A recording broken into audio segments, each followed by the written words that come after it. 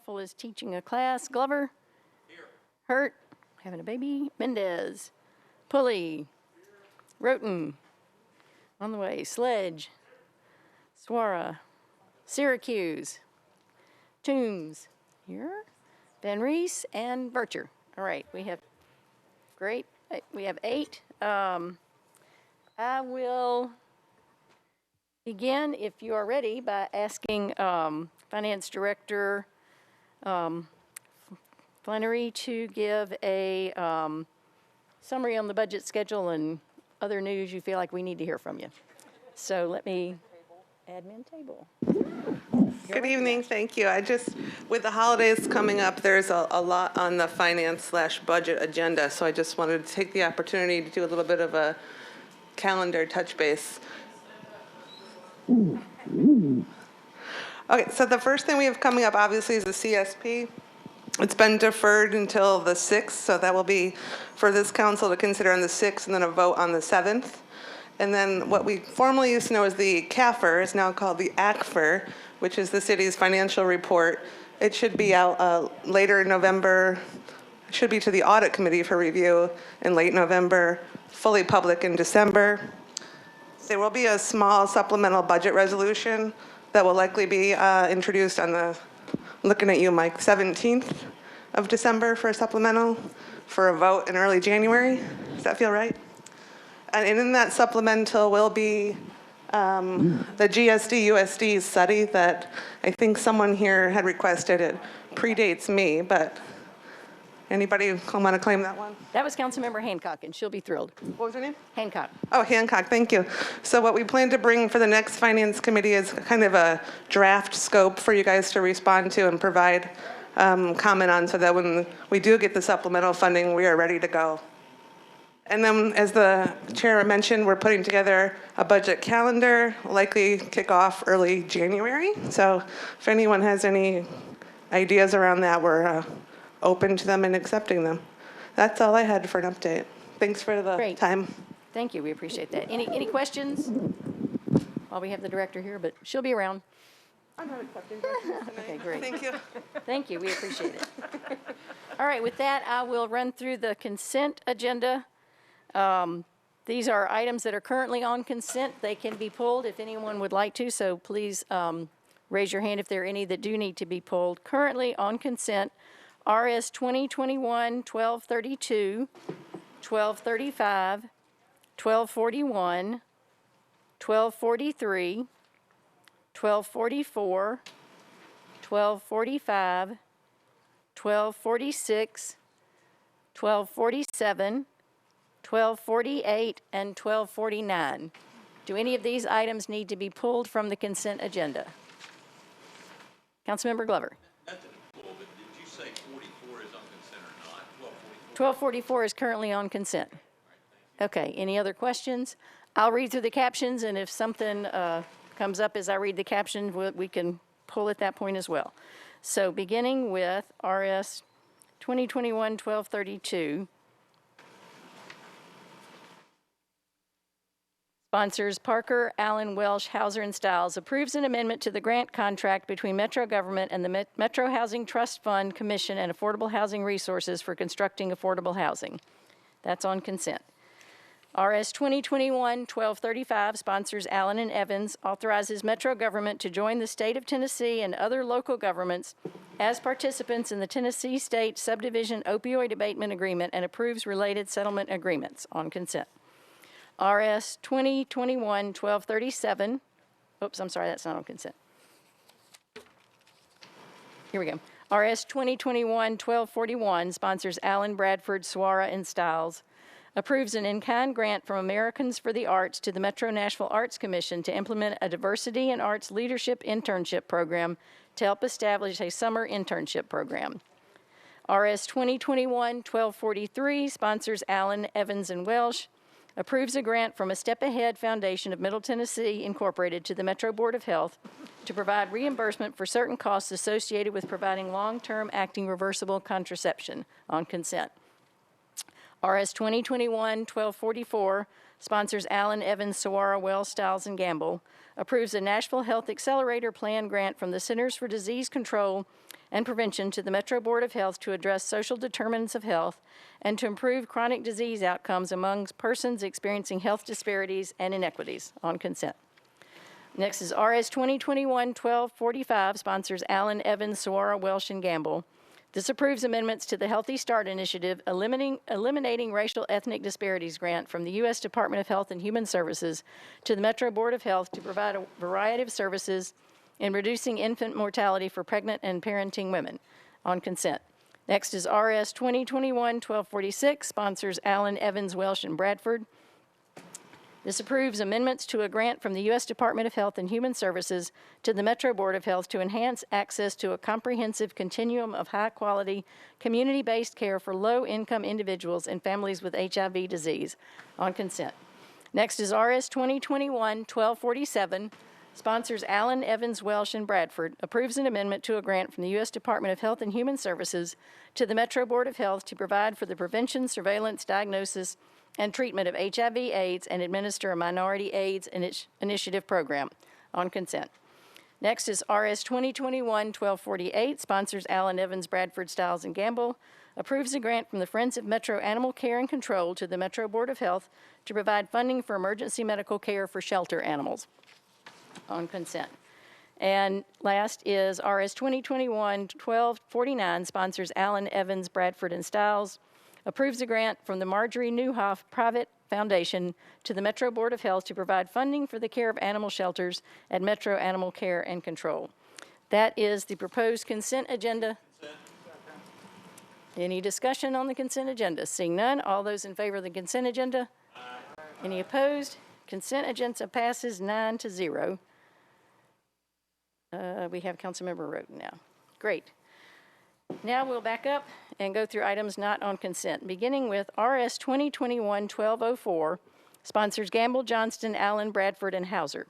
This appropriates $1,933,000 in American Recovery Plan Act funds to Metro Parks to be used for managing homeless encampments and the renovation and repair of Brookmead Park. Do I have a motion? For purposes of discussion. Did I hear so moved over there? Thank you. And a second? Motion and second. And we have several amendments that are proposed. And also, I believe Commander Corman is here. Thank you. Or another representative from Metro Police to provide information if we have questions, which I think we will.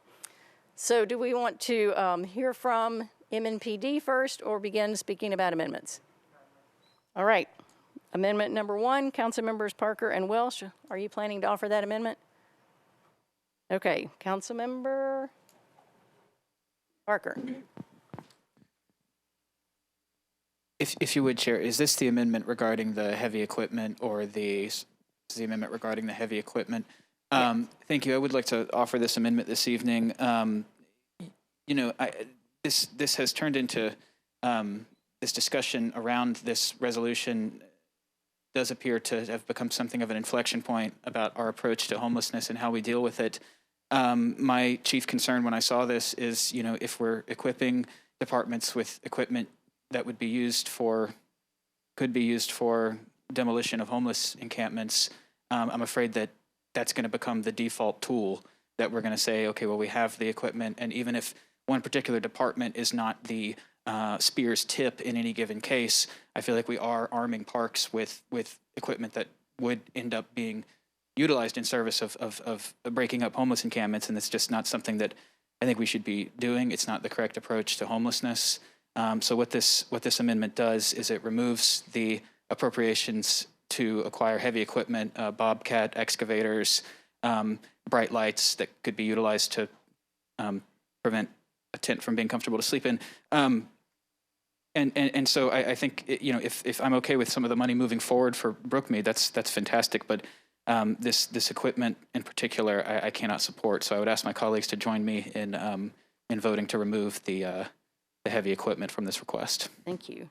And since these amendments somewhat overlap, I think probably it's helpful to discuss all 3 amendments before we begin voting. If there's no objection to that approach, I'm not sure that they are compatible with each other. and I'm not sure that we want to vote on the first one before we've gotten to others. Councilmember Mendez. And then I'll recognize Hannah for, I think they're completely compatible. There's three components to the legislation. Each amendment hits a different one of the three components. okay, And Council. I think they were set up as three separate amendments to address the three separate parts. Okay. Is that Correct. I'll go ahead and move exhibit or amendment 1 because Mr. Parker's not a member of the committee. moved and seconded? Ms. Eitland. These amendments are compatible with each other. I'd say you probably don't want to add all three because that would bring the appropriation to zero. But they do all work together. Also, I'll kind of mention, these really should be substitutes, but I think that for the sake of discussion, they work a little bit better as amendments, even though they're amending the caption of the bill. But just so that the substitutes don't kick each other out, these are formatted as amendments. Thank you for that. And we'll do a clarification. true-up substitute if that works for the committee. Depending on what we end up with. Correct. Okay, fair enough. All right, based on, I think, information that may be relevant then to cameras, I'll wait on the request from Commander Corman. Okay, so what we have before us is an amendment that simply removes heavy equipment, and I see a hand raised by Councilmember Sledge. You're recognized. Thank you, Madam Chair. I had a couple of questions of the administration on this one. So on the line, there's line items for what we're referring to colloquially as bobcats. And in some of the coverage of Brookmead in particular, there's been photography taken that shows bobcats being used for cleanup from some of the items there. So I'm trying to determine, we're asking for bobcats under parks for this, but whose bobcats were those? Let's see, administration, can you answer that question? I think we have representatives from the Parks Department, Miss Odom here, and I'll defer to her first and then join. Ms. Odom, you're recognized. Thank you so much. So the bobcats and the equipment that is requested here, I just want to clarify that this equipment is not being requested to disrupt a current homeless encampment. This is for once the homeless encampment is abandoned. So we would not go in, Parks will not go in and, for lack of a better term, bulldoze folks out. Over the past probably 10 years, our protocol has been to work and coordinate with the Homeless Impact Division and not to criminalize homelessness. But to your question, Councilman Sledge, we do have a couple of heavy equipment pieces, bobcats for the entire park system. This would add to them. If we did not have these, when we need to use them, we either rent them through a vendor, work with a peer Metro Department to borrow what equipment they have, or use what we already have. So to that end, I guess my question would be, Director, when you use these, what other purposes do you use those bobcats for there in the Parks Department? So for high forested areas, if there is invasive plant material, I mean, they can be used for a number of purposes, and they would be. These wouldn't solely be focused for disruption of a homeless encampment. I do not want to give that depiction at all. So feasibly, if we were to fund these bobcats, even though this is in a homelessness impact legislation, it's very feasible these bobcats would be used for things other than clearing debris from previous homeless encampments. That's what you're trying to say. They absolutely would be in terms of stewardship of resources, yes. Okay, thank you, Director. Colleagues, I think that's my whole problem with this piece, with this legislation, and we'll get to the other pieces as well, is that there's been proposed equipment that, if used for common parks purposes, I don't think any of us would find particularly problematic or have questions about. I'd look at things like power washers and think, yeah, it probably makes sense to have power washers for parks maintenance. But the fact of the matter is that this equipment was put in on a request about homelessness. And to me, that strikes me as saying, that's how it's going to be used. So if you put in a request later on, I mean, in the Treasury guidelines for for the ARP, it speaks specifically about parks and green spaces, particularly for underserved communities. And I think if the ARP committee wanted to come back and say, we have a package of parks-related materials where we want to help health outcomes in underserved communities, and as part of that, we need to make sure that we're maintaining our parks, I think that's worthy of consideration of this body. I do not think that it's worthy of consideration of this body in the context of homelessness. And for that reason, I'll be asking the committee to support the amendment. Thank you, Chair. Thank you. Other comments on this? Councilmember Johnston. I'm going to let Council Lady Gamble speak first, and then I'll speak afterwards, if that's thank you. okay. Thank you. Sure. And then Councilmember Roten after that. Gamble. Thank you. Thank you, Chair Allen and Councilmember Johnston. I just wanted to speak in support of or speak against, rather, this amendment because I understand what Councilmember Sledge is mentioning about how it looks like this particular request is specific to homelessness, but it had to be included in this in this resolution, because if it had not, and then the equipment had been used to remove debris from abandoned camps or even just around the park, for myself, there is a homeless, a large encampment in my district that we've worked with social services with to maintain for several years, but even that has a need to have large items such as shopping carts and things removed to keep the environment safe, as well as to keep the environment clean. So it's an environmental hazard to have a lot of debris and things in an area that is not being used and needs to be cleaned up. So while I understand the idea that this equipment is being asked to address or keep our parks clean or to remove debris from uninhabited encampments, it is also being used. It will also be used for other factors, but we had to include this use in the resolution to make it clear to everyone that it would be used for that as well.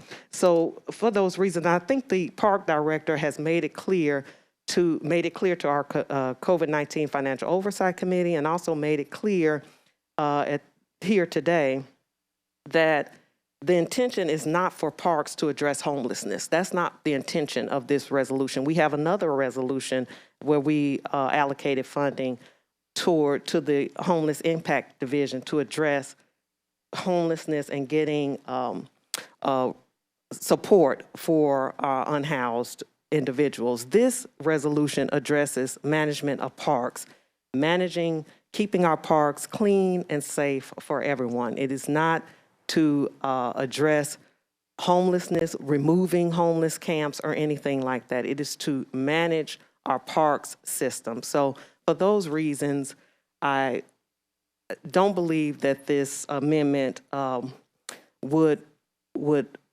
help in that regard of managing parks, and I don't think it would help in the regard of helping our homeless population.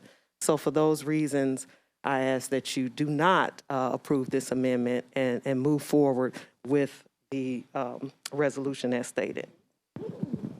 Thank you. Councilmember Johnston. Thank you for recognizing me, even though I'm not on the committee, but I am on the COVID-19 Financial Oversight Committee. So when we had Director Odom come and talk to us, we actually spent quite a bit of time asking questions and talking about this resolution. I don't think it's a secret that our Parks Department is grossly underfunded and has been for a long time. From a people perspective, from an equipment perspective, we have over 16,000 acres of parks, and they're struggling to keep up with maintaining that. We added to their operating budget with our substitute to help hire extra people because they need that help. This is another way to help that. These ARP funds are a gift to the city, and Parks needs this equipment. I don't know how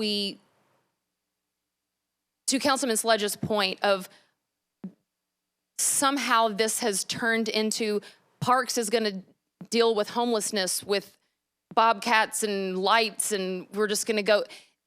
That's not the case at all. In fact, the $850,000 for the actual Brookmead Park renovation, that renovation's not even going to happen, because I talked to Director Odom. I thought, why would we go through and spend all this money to renovate the park when we haven't solved the problem? We need to help these folks find permanent housing. You know, we're going to be, that doesn't make any sense. And she said, absolutely, no. Their job is not to deal with the homelessness issue. And that's not what this equipment is for. That's not what these cameras are for. The cameras are for security, and I know I'm getting into another amendment, but they sort of all go together. This equipment is needed for maintenance throughout the county in all of our parks and greenways. It's not addressing homelessness at all. Thank you. I've got several people in the queue, Rosenberg, Mendez, and then Sledge. Thank you, Madam Chair. I know a lot of folks have a lot of legitimate questions about the wisdom of some of the spending. I wanted to let you know that even though it hasn't been disseminated yet, I filed this morning a late filed amendment that simply says that no money allocated under this resolution shall have the purpose or effect of removing residents from homeless encampments, and hope that that can have some impact on the conversation. Thank you. Thank you. And that would be a late filed amendment to this bill. Okay, that's helpful. Thank you. Let's see. And I had said, Councilmember Mendez. Thanks. Just briefly, to the point a couple council members made about it's a gift to help parks, and it's not about homelessness. I mean, literally the caption says a resolution appropriating $1.9 million in American Recovery Plan Act funds to Metro Parks to be used for managing homeless encampments. I mean, that is a stated purpose of this spending. And so I mean, I don't know how we get in a debate of now the argument is, it's not really, I mean, literally the argument's been made now a couple different times this afternoon that this is not about managing homelessness encampments or managing homelessness, but that is the express purpose of the spending. And so I stand with the points that Councilman Sledge has made. Thank you. Councilmember Sledge and then Sepulveda. Thank you, Chair. Just to follow up on those comments, again, and I will look to Ms. Wiggins or whoever to tell me if I'm mistaken on this, but Treasury guidelines on ARP funds specifically address parks maintenance and specifically say there's a host of uses that can be that can be qualified, that are qualified expenditures for parks, and specifically in the Treasury guidelines, parks maintenance. The problem I have with the way this is being presented is the committee, which I appreciate their work and appreciate all the thought that they're putting into this, but the committee presented this proposal in the context of homelessness. And we know that because it says it in the caption, as Councilmember Mendez says, it says it on the header of the line items, that it's about homelessness, and it came to us in the same package of legislation, the rest of which we passed, which addressed homelessness. That is the context in which this is used. And while I do appreciate Councilmember Rosenberg's late filed amendment, I think we all know we don't know if late filed amendments succeed in this body anymore.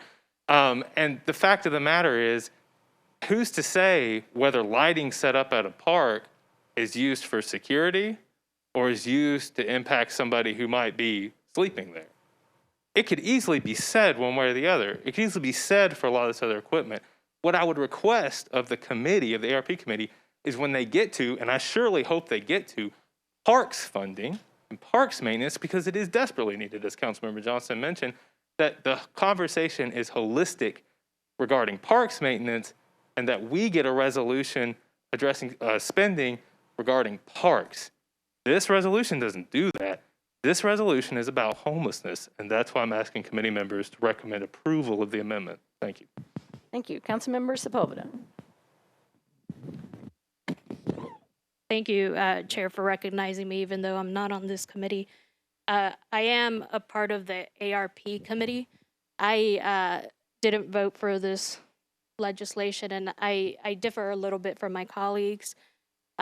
this legislation was presented on a day where the specific subject was homelessness and how we address that.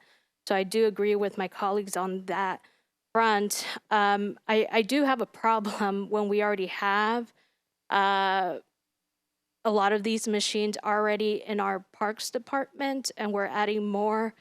And I said this at the last meeting, I'm getting at a very uncomfortable state where we're starting to make capital improvements and we haven't had proper discussion with the community as a whole. We're in the process right now of creating a platform on Hub Nashville where the community could give us input as to what their priorities are. We have a draft guide, and I've said this before, but we wanted to put that forward in front of the community so they could tell us where they want to spend money and where they don't.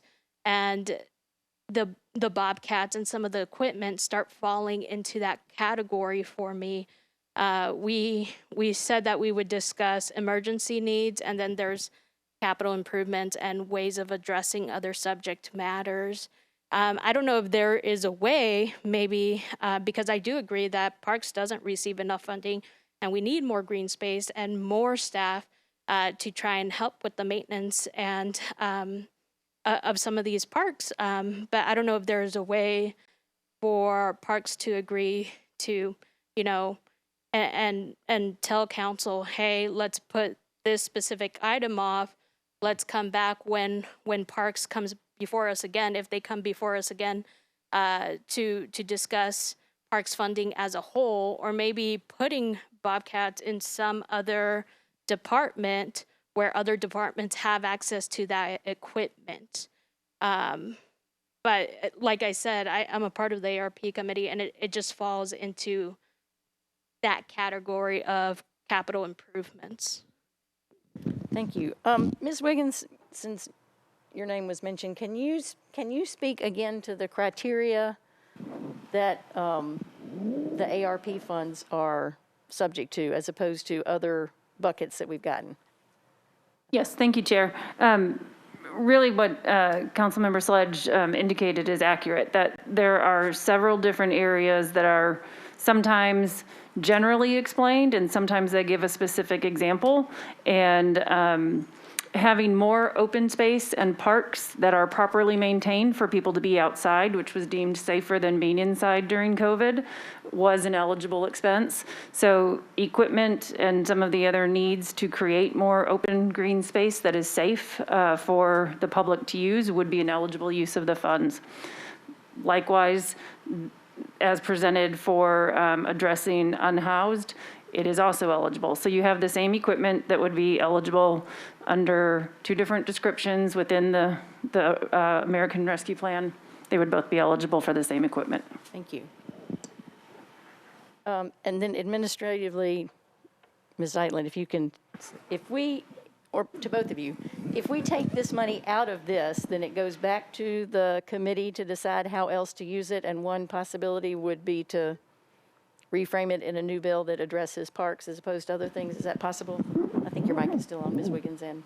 Yes, that's completely possible. I mean, the committee, we give all the feedback from the council to the committee.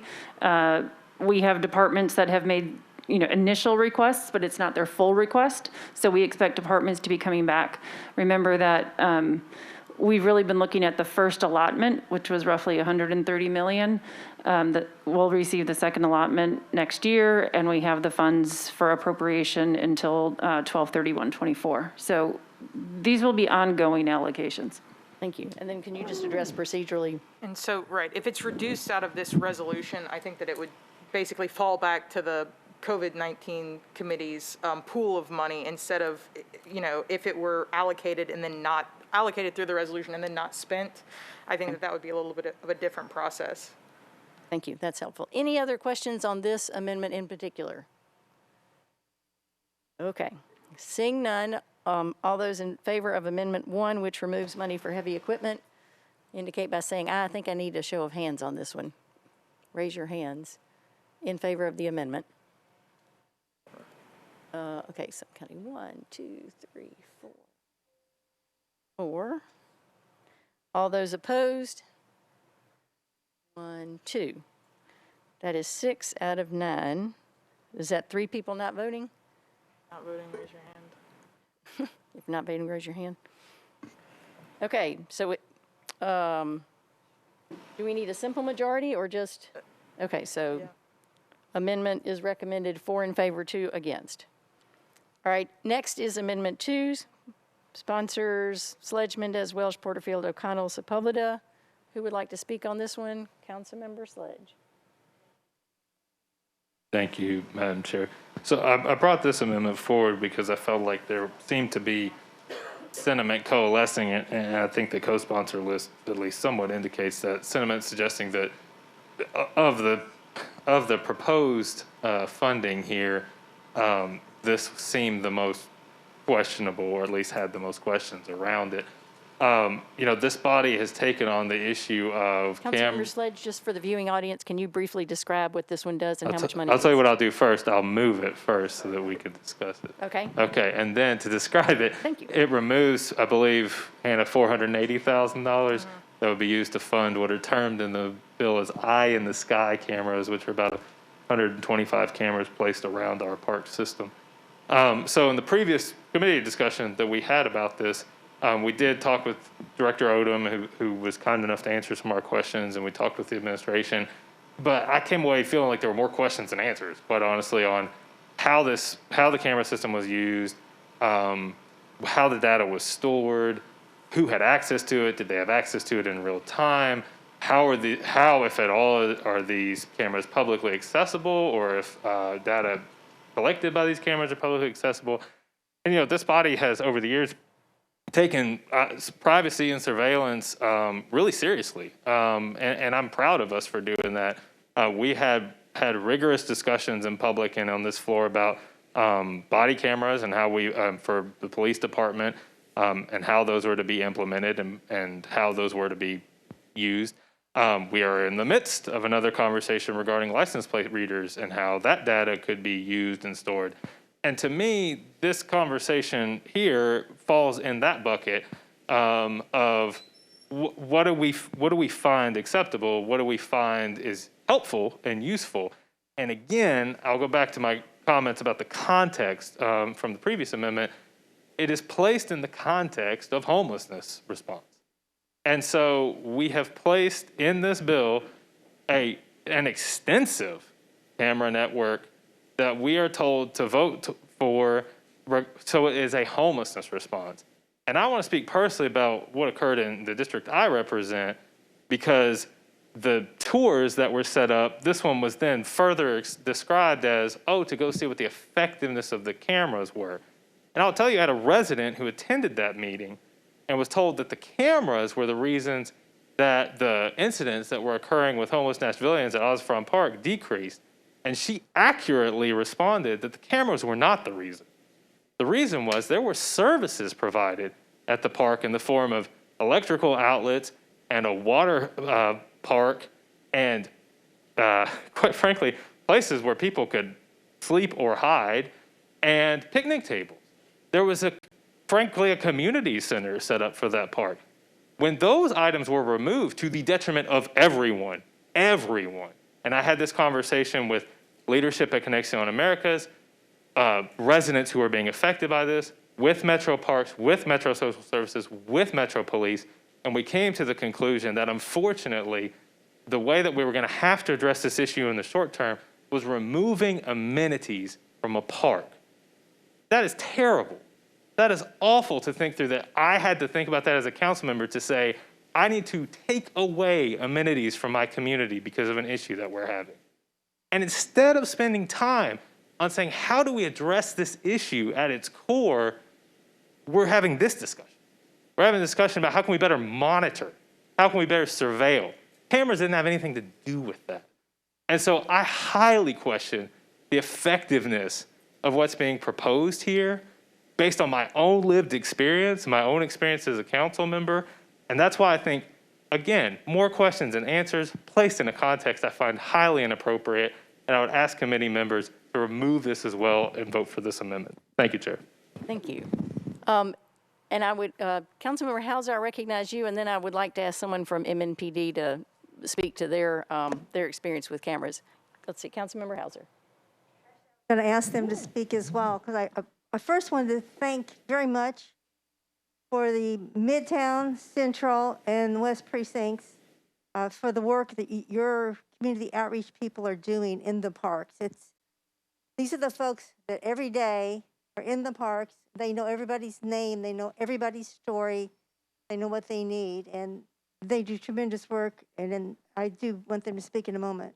I wanted to say that when I was in the parks, one of the things that we heard from the people who live in the parks is they wanted cameras. Just like we have a Ring doorbell on your front door. Hopefully when that Amazon package is delivered, it's still there when you get home, because the person sees they're going to get their picture taken on the Ring doorbell. What we were told from the residents is they wanted cameras. So we need to kind of think about this from a safety perspective of the people that are in the parks as well as the people who are visiting the parks. And I would appreciate if, I don't know if Jay Cervais, you're still here? Yeah, if you would speak, or any of the other fellows you brought with, for what you were seeing. Thank you. Thanks. I'll let the folks back there decide who of you wants to come address the question about cameras, but.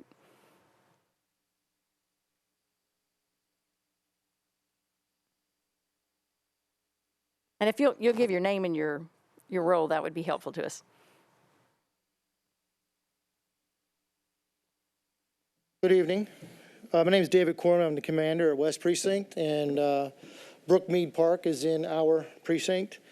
And as it relates to the cameras, I had a presentation here to give you some oversight of what it looks like, but I'm going to just talk to the points as it pertains to public safety.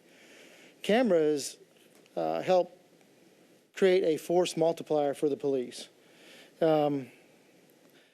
I'd like to talk about some of the violent crime that's occurring around the park. The reported aggravated assaults are likely just a portion of the actual number of events that are occurring. Often, the residents of a homeless encampment don't report some of these crimes.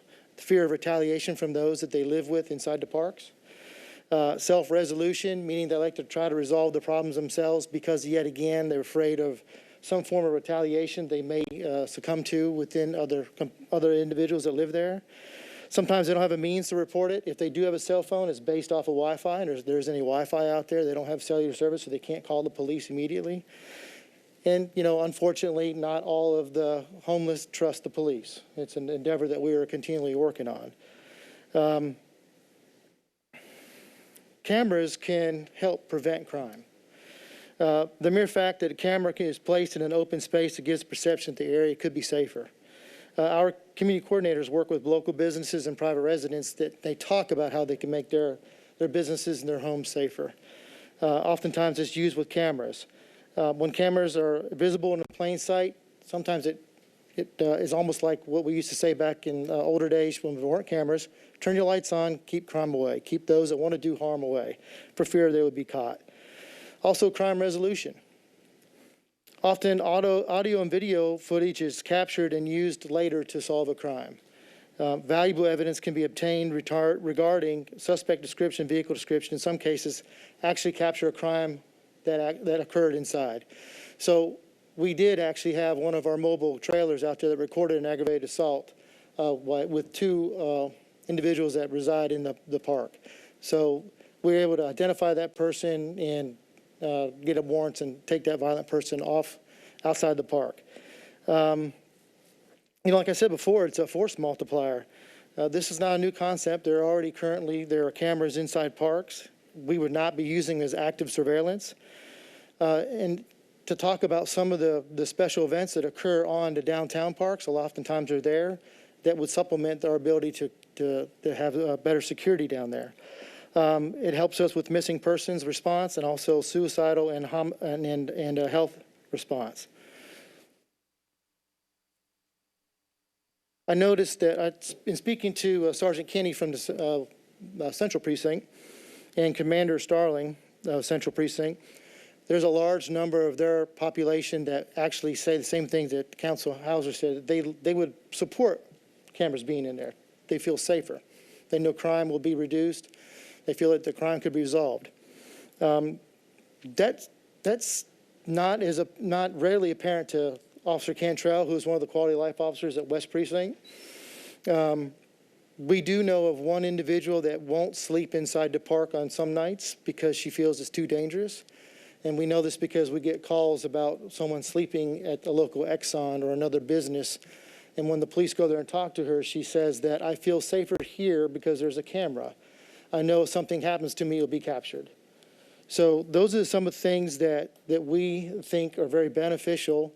I know there's a lot of mistrust or lack of trust surrounding surveillance and cameras. But I would say that the cameras aren't really the problem. It's the policy and the oversight that we must, as a government body, have in place so that they're not abused, and that the good things that come out of the cameras could be used to make communities safer, whether it be a park or a neighborhood. Does it have any questions for me or Officer Cantrell or Sergeant Kenny? Can you speak to who has access to the information on the cameras and how long it's retained? I don't know the specifics about how long it's retained. I believe that the camera systems are on the platform we use is called Milestone. I don't know what the retention is, but you have to be a user that's approved through Metro IT to have access to it. Okay. My experience. Thank you. Any other questions? Councilmember Sledge. To that end, regarding the policy, is what's collected.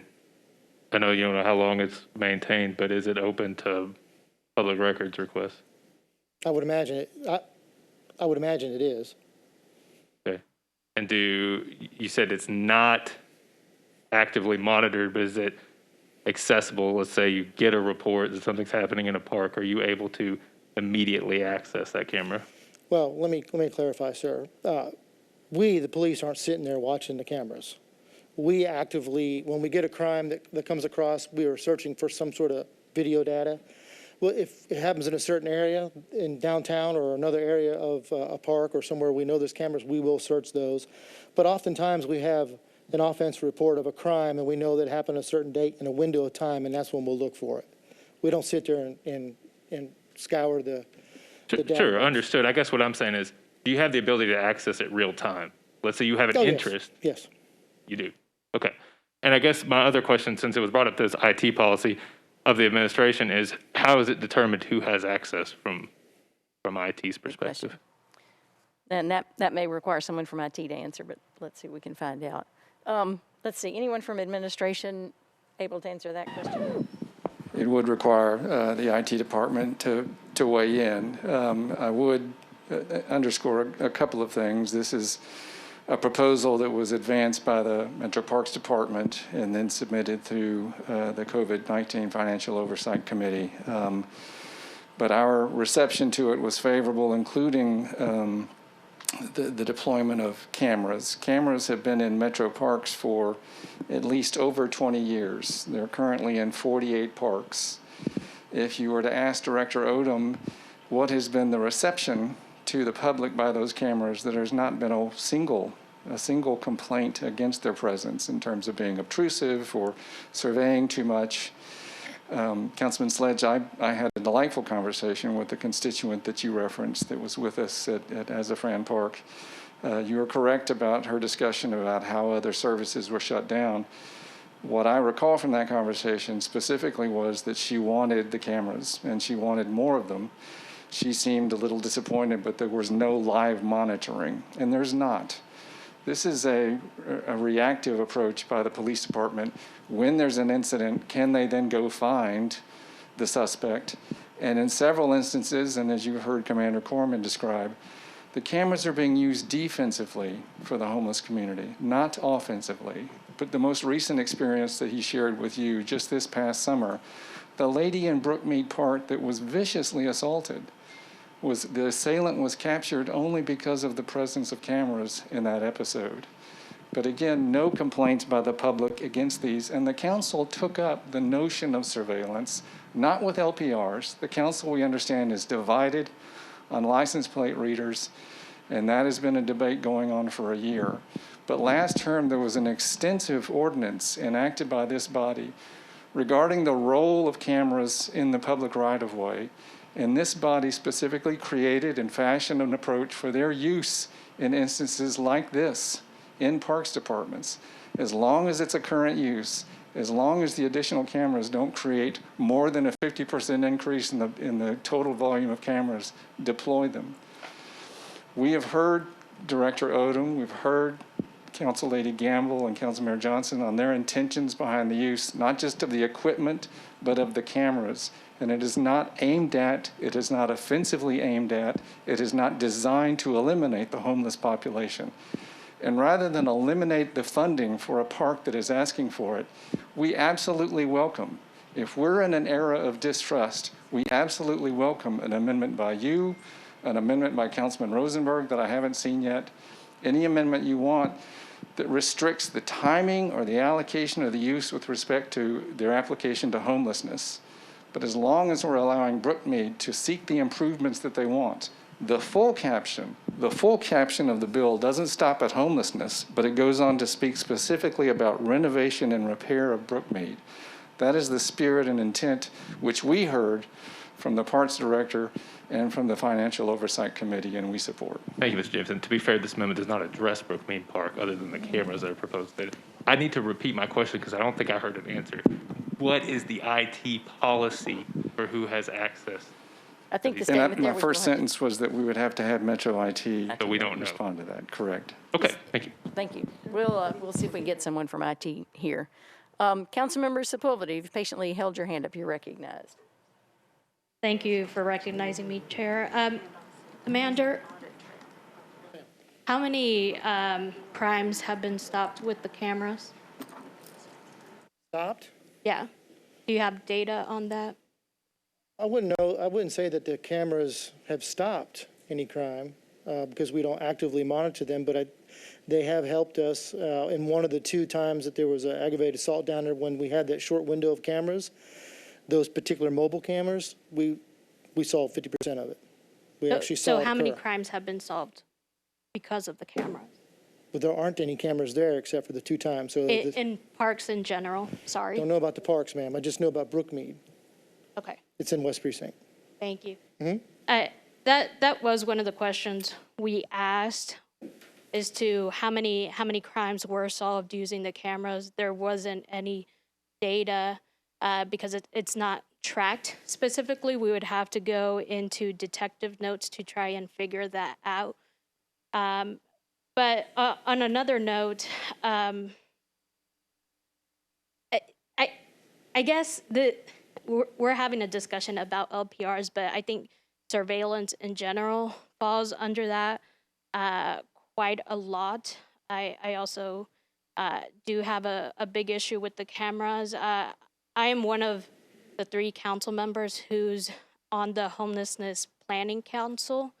There were concerns by many of the people who serve on that council and who are part of organizations that help, solve homelessness, and the fact that they weren't reached out to. So we had a meeting not too long ago, and they were very upset. And I don't think that's Director Odom's fault. I think she reached out to social services and talked to social services, but I don't think anyone at social services ever reached out to the Homelessness Planning Council and to those organizations that actually do this work. And at our last meeting, the new interim director that is in place because of Judy left said that there would be more transparency going forward and there would be more communication between the council and social services. So I think there still needs to be more discussion as to what is the best approach to try and help get homeless people housed and help them find jobs and provide them services that they might need, as opposed to this. And I do sympathize with Dr. Odom because I don't think that she ever really intended for our conversation to head this way. I do think that providing more staffing and more green space and other amenities would be more helpful. But I just wanted to let this committee know what the discussion was at the Homelessness Planning Council. Thank you. That's helpful. Councilmember Glover. Thank you, Chair. May I address Commander Corman, please? Yes, you may. Thank you. Commander Corman, let me ask the question a little bit differently, if I may.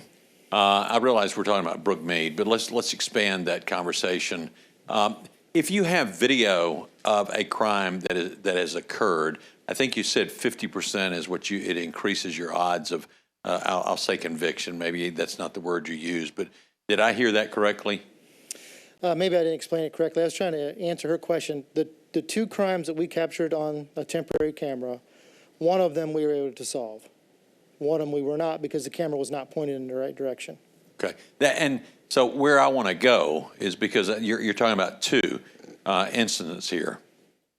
If the police department has cameras that are available and a crime is committed, what are your odds of actually convicting there? Does it not increase drastically because you have that evidence, I'll call it evidence, that allows our police department to do a much more efficient and timely job? It exponentially increases our ability the probability of solving a crime. Now, of course, there's a lot of factors in play. You have to be able to identify the person, vehicle, some other identifying factor leads you to the suspects. But if no one's there to see it, then unlikely it gets resolved. It definitely increases our probability of solving crimes. Period. Okay, thank you, Commander.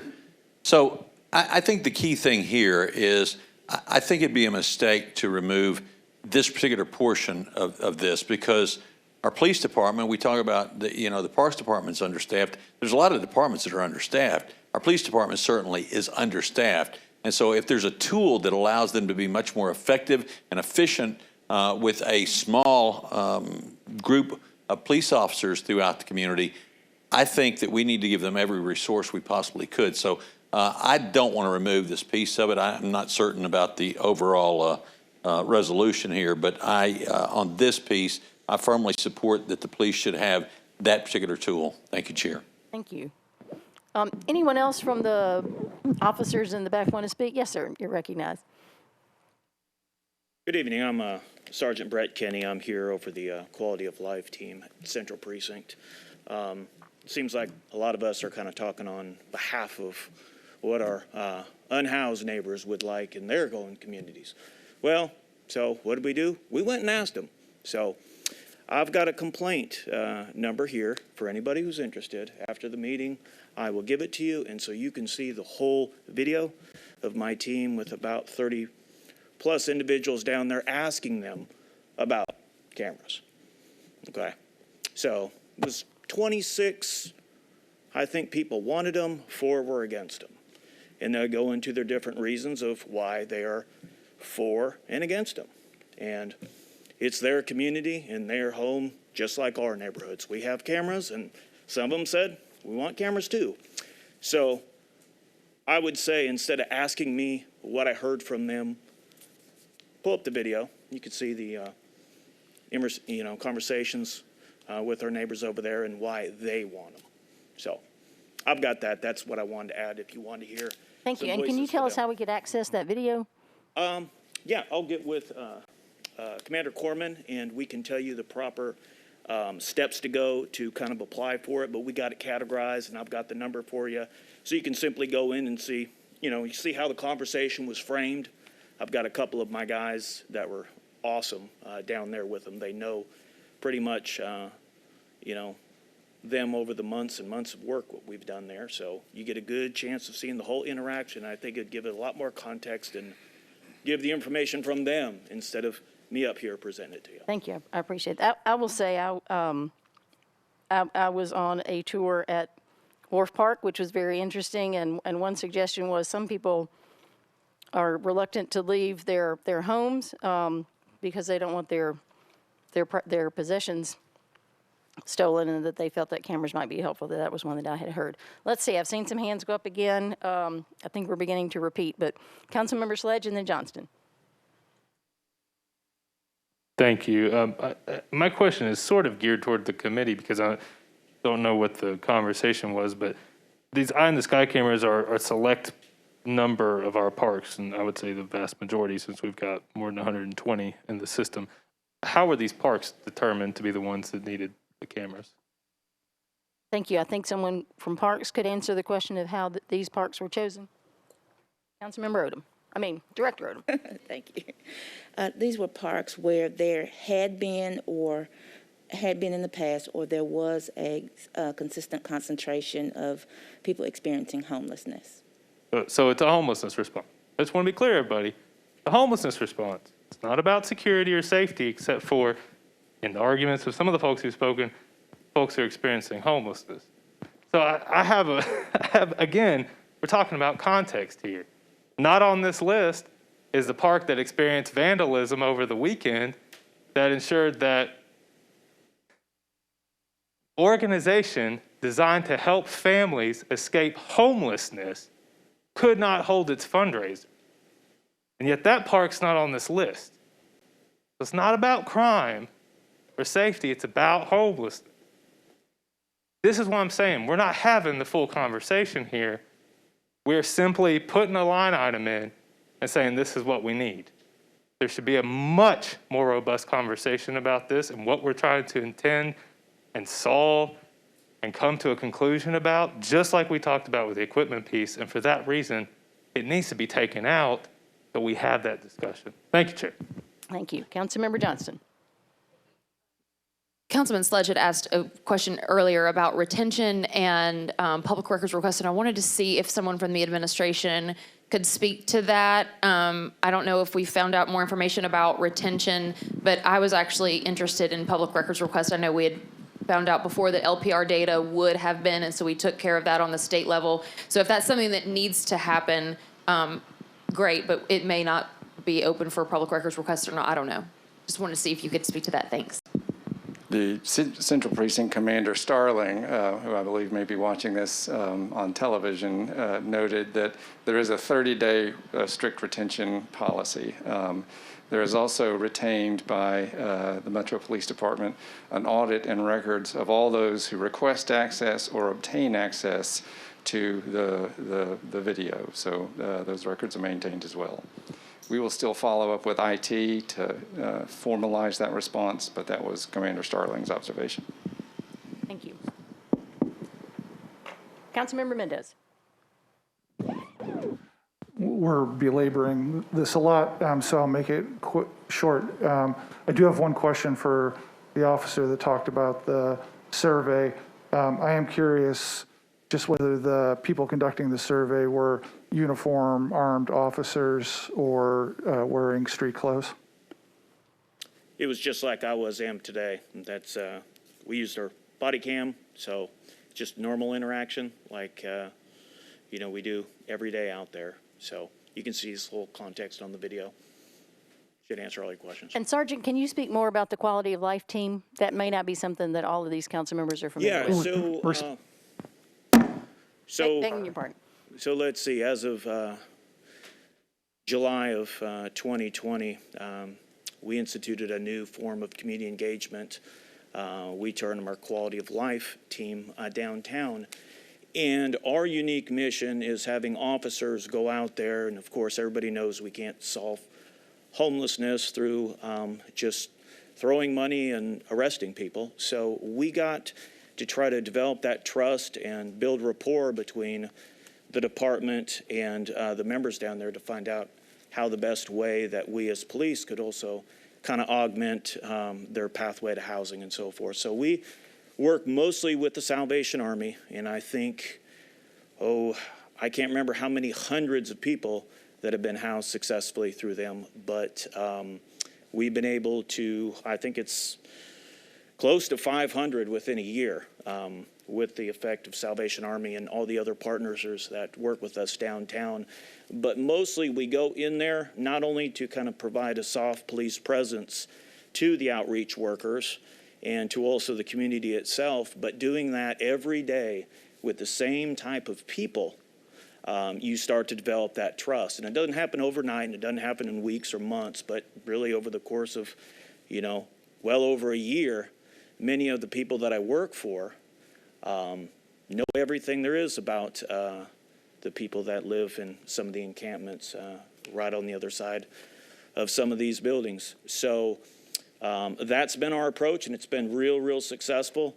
Of course, with us being down there with our service providers, it prevents crime, having that soft police presence. In addition, it builds trust between the department, our officers, and the community. We receive information, we share information, and it's just been really successful. So that's pretty much it. But it's I appreciate that. Councilmember Mendez. Thanks for joining in the question asking there. My apologies. I mean, based on what I've heard, let's just spend another $100 million on cameras. I mean, since they're so successful in stopping crime and solving crime, let's just spend $100 million and have a government-owned camera on every single corner in the entire city, and then we should be totally cool. No crime ever again.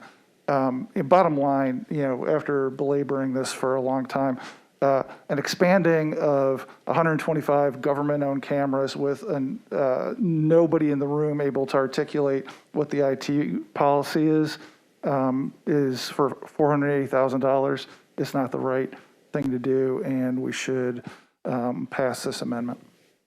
Thank you. Any further discussion? Councilmember Pulley. Thank you, Madam Chair. I had a number of questions. I think they're all many of them are answered. I just wanted to maybe recap this before we end this discussion, just so I can be clear on the answers. I understand we currently have cameras in a number of parks. Maybe Director Odom, you can confirm this for me. We have cameras currently located in 48 parks throughout the city. Is that right? Yes, sir. 48 locations. And how long have we been operating these cameras? Parks has had cameras for about 20 years. How long? About 20 years. About 20 years? Yeah. Okay. Are we changing any of the policies regarding retention or how we use these cameras with this allocation? So I would defer to ITS as we have before. So as far as I am aware, the footage is retained on a server at ITS for 30 days. All right. Is that and maybe the administration can speak to this, but is that a change from what we've been doing over the past 20 years? Probably not. I see no as the answer to that. And I know this 2017 bill, which is what we're operating under now, is the authority for how we deal with these kinds of issues. I understand there is a provision that was in that bill, which has been brought up a number of times during our LPR discussion, where if the current request is for technology already being used and doesn't represent more than 50% increase in the current allocation, then really no council approval is needed. So that's my understanding. Is that your understanding, Ms. Eitland? Yes, correct. The council does not have to approve the use of the surveillance technology if it's already in use by the entity and it represents not more than a 50% increase in the total number of devices. Okay. All right. Well, thank you very much. That concludes my question. Thank you. Thank you. Good discussion. This is important. Councilmember Virtue. Thank you so much, Madam Chair. I was back here. Never mind, that's not important. After all these amendments are taken out of this resolution, what's actually left? What's left? What's the monetary amount, and what is it that we will actually be voting on? Ms. Eitland? Right. If all amendments were added, the appropriation would drop to zero. So. Thank you so much. I thought my math was right. Any other questions on this amendment? If not, are we prepared to vote? We'll need a show of hands. All those in favor of the amendment, which takes away $480,000 for cameras. Have I described that correctly? All in favor, please raise your hand high and give me time to count. 1, 2, 3. Okay. Those opposed? 3, 4. Okay. Okay, we are not recommending approval on this one. 3 in favor, 4 against. Several not voting. Next is Amendment 3. Councilmember Welsh, do you want to offer this amendment? Let me give you power. Thank you, Madam Chair. I would like to offer this amendment for committee consideration. Can you, is there a second? Can we have a brief explanation?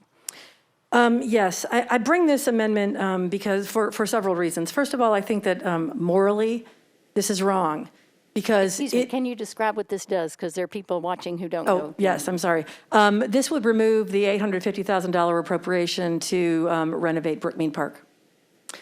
And I believe that this amendment is basically predicated on the removal of human beings who have no place else to go from the park, from the grass to the concrete, and I think that that is very cruel. Practically, I think that this is wrong because money from the ARP is really first and foremost intended to combat the negative economic effects of the pandemic and the people who have suffered, not people who have been inconvenienced, which is what I think that this money is going for, people who have been inconvenienced. Because of the economic hardship of the pandemic, homelessness has in fact increased. And those who are suffering the most are the unhoused, not the unable to hike. There are many parks in our city, we all know, that need TLC, and I'm not quite sure why this park is jumping to the head of the line. Until we have housing, which is the solution to homelessness, I think it's really unconscionable to be spending ARP money on anything that doesn't move us toward that goal. And finally, just to reiterate, this resolution is in fact based on the clearing out of a homeless encampment and renovating a park. Council has never before been asked to allocate money and approve the removal of homeless encampments, and I don't believe that we should be starting now. Thank you. Thank you. Councilmember Johnston. Thank you again for recognizing me. So I think, again, there's just, and I understand it because in the title of the resolution, I totally get why we're having this conversation. I just want to make it clear, and I think Director Odom can speak to this as well. This renovation was not going to happen until the homeless encampment there was addressed, not forcibly. We have people in there every day from Salvation Army with the mobile navigation units that are working with folks. We did not meet our goal of a 25% reduction by a certain date, but there has been positive movement there as far as housing some of the folks that are there. I think we have roughly 70 there right now, down from 80. So we're moving in the right direction. Like I said before, I had called Director Odom to make sure that we were not going to be spending money to renovate a park when we still have the issue. This is not going to speed up the solution for homelessness. This is not going to be the solution for homelessness. Nobody's going through and forcibly removing anyone. And that has been, no one, even with the group, the Reclaim Brookmead Park that has been working so hard, they all want for this to be dealt with in a very humanitarian way. So the renovation for the park is needed. It's in disrepair. There's a lot of things that have not been taken care of for a long time. So there's renovations for parks that we need all over the county, but this one in particular for sure. It will not happen. It's not, like I said, I'm repeating myself, but I just want to make it very clear that when we had this discussion at the COVID-19 Financial Oversight Committee, this was not about addressing homelessness. This was about renovating the park once there was people not living there.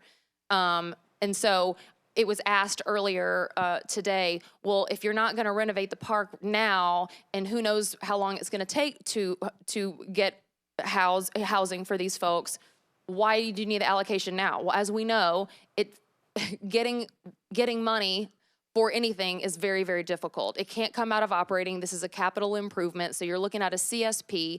Those don't come out on any regular basis. And so we have the money now. It is a very appropriate allocation from ARP funds. And so I would say I would rather go ahead and secure that funding now than have to worry about it later. And when that later is, I don't know. And Director Odom, well, with your permission, if she would want it to speak to the timing or what this is about, I just want to make sure that everyone understands. Thank you. Director Odom. Thank you. Thank you so much. I do not have a timeline of when all of the unhoused at Brookmead Park will be housed, but I can certainly assure you that the Parks Department has no intention of attempting to renovate the park until there are no people living there. It would be futile. In the past several years, our maintenance team and Parks Police, in coordination with Metro Police and Homeless Impact, have cleaned it up a number of times. But because there is no permanent solution, residents come back. And so, again, it would be futile to renovate the park until our homeless issue is resolved. Luck with that. Thank you. Councilmember Glover and then Sledge. Thank you, Chair. I'm not sure who to ask this question of. Do we have an idea, how long is this money, quote, available? As I believe that's Ms. Wiggins. So we have until 12/31/24 to obligate all $260 million. The final spend can actually happen until 12/31/26, as long as it's been obligated by 2024. So it's, and you did 12/31/24. Okay, thank you, Chair. Thank you. Good question. Councilmember Sledge. Thank you, Chair. And to add on to Councilmember Glover's line of questioning, I'm pretty agnostic on this piece because I think I agree with Councilmember Johnson. It needs to be done. Again, I question if we're being told we're not going to do any of this until the homelessness encampment and issues surrounding there at that park are done, that there is no timeline for that currently. I wish, I just put it that way, I wish that this had been part, again, of an overall comprehensive parks maintenance and approval, because what it will look like if we support this for something that is needed, what it will look like is we are doing this in response specifically to homeless. And so again, I guess some of my comments are just addressed to the committee, the ARP committee, not specifically to members here, but just overall, is that as y'all are thinking about these buckets, please think about them in those overall umbrella terms, because I think this council agreed through its votes previously that there was a lot within addressing homelessness and homeless individuals that was appropriate to put under that umbrella. And I think the overarching conversation we're having today is that this one missed the mark. So again, I don't really care that much about this amendment because I do agree that these things are needed, but we've just been told that there's no sense of urgency because there's so many steps that have to happen first. And we know, hopefully, that a parks-related legislation expenditure is coming. And I just wonder if we could have had a better conversation about Brookmead Park in the context of parks. Thank you, Chair. Thank you. Any other questions or comments on this amendment? Seeing none, I think we are ready to vote. All in favor of Amendment 3, which removes $850,000 for the renovation of Brookmead Park. All in favor say aye. Raise your hand, please. All opposed? 1, 2, 3. You get 3? Okay. All right, we do not recommend approval. I see 0 in favor, 3 against. Several not voting. Good discussion. Is Councilmember Rosenberg here? He is not. So we will pass on that late filed resolution at this point. That's an important discussion to have, and I appreciate the officers for being here and for everyone asking good questions. We need to vote on the bill as amended, and let me review, thank you, which ones we have.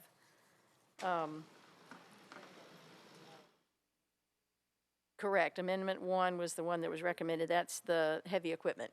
So all of those, is there a motion on the bill as amended? Second?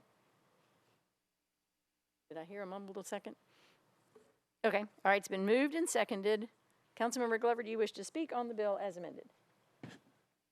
Thank you, Chair. I think the administration answered the question. We don't have to take action on this right now. And I think given that the vice mayor is going to hold meetings on the 30th and November 30th and December 1st, I don't know that I necessarily would say you defer for one meeting or two meetings, but I do think it would be proper to defer this. So I'll say that we defer for until the December 6th meeting, because by that point, we should have had some input, we should have some data, and we should have something that comes out of the 30th and the first meeting. I think it would be appropriate to do that at this point. I'm sorry. The 7th. Okay, sorry about that. The 7th. I was like, seven meetings? Okay. Sure, why not? We can do that. So we have a motion for a one meeting deferral to December 7th. One meeting deferral, yes. Okay, is that a second?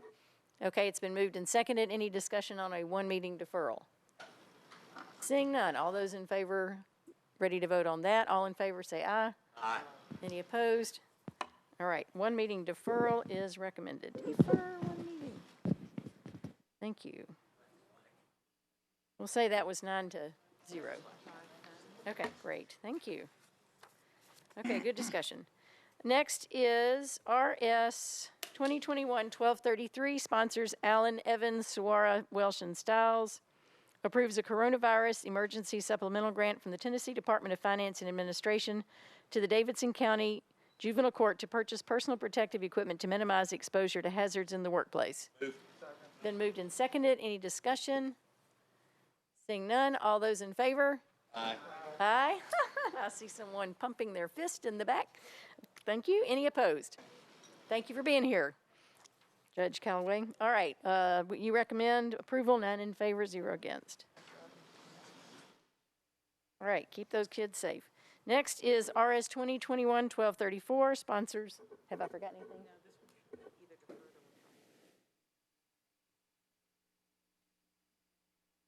Oh, okay, so this is RS 2021-1234, sponsors Withers, Allen, and Lee, and Councilmember Withers not here. So I will move to withdraw. Okay, we're going to defer one meeting because technically this should be a bill instead of a resolution because of its nature. So we will defer one meeting and fix that. Yes, let's vote. All in, did I have a second? Second. Okay, it's been moved and seconded. All in favor? Aye. Any opposed? We recommend deferral. Next is RS 2021-1235, sponsors Allen and Evans, authorizes the Metro government to join the state of Tennessee and other, whoops, that's on consent, excuse me. Thank you. Next is RS 2021-1236, sponsors Young, O'Connell, Allen, and Henderson. This recommends implementation of certain transportation safety system safety policies in furtherance of Vision Zero. Do you have a motion? Been moved and seconded. Any discussion? Seeing none, all those in favor? Any opposed? We recommend. 9 in favor, 0 against. Excuse me just a second. Okay. Next is RS 2021-1237, sponsors Parker, Withers, Allen, and Young. This approves an intergovernmental agreement between the Tennessee Department of Transportation and Metro government for right-of-way acquisition. I have a letter from the sponsor to approve. It's been moved and seconded. Councilmember Mendez, I'll recognize you, and then I would like to ask the Planning Department to give us some explanation. But first, Councilmember Mendez. Well, I'm going to move to defer it one meeting, but I guess I'll see the presentation first. Thank you. Since they've arrived, if you would be willing to let us do that. And, okay, it's up on the screen. Director. I think your microphone should be live. Here you go. Is this the...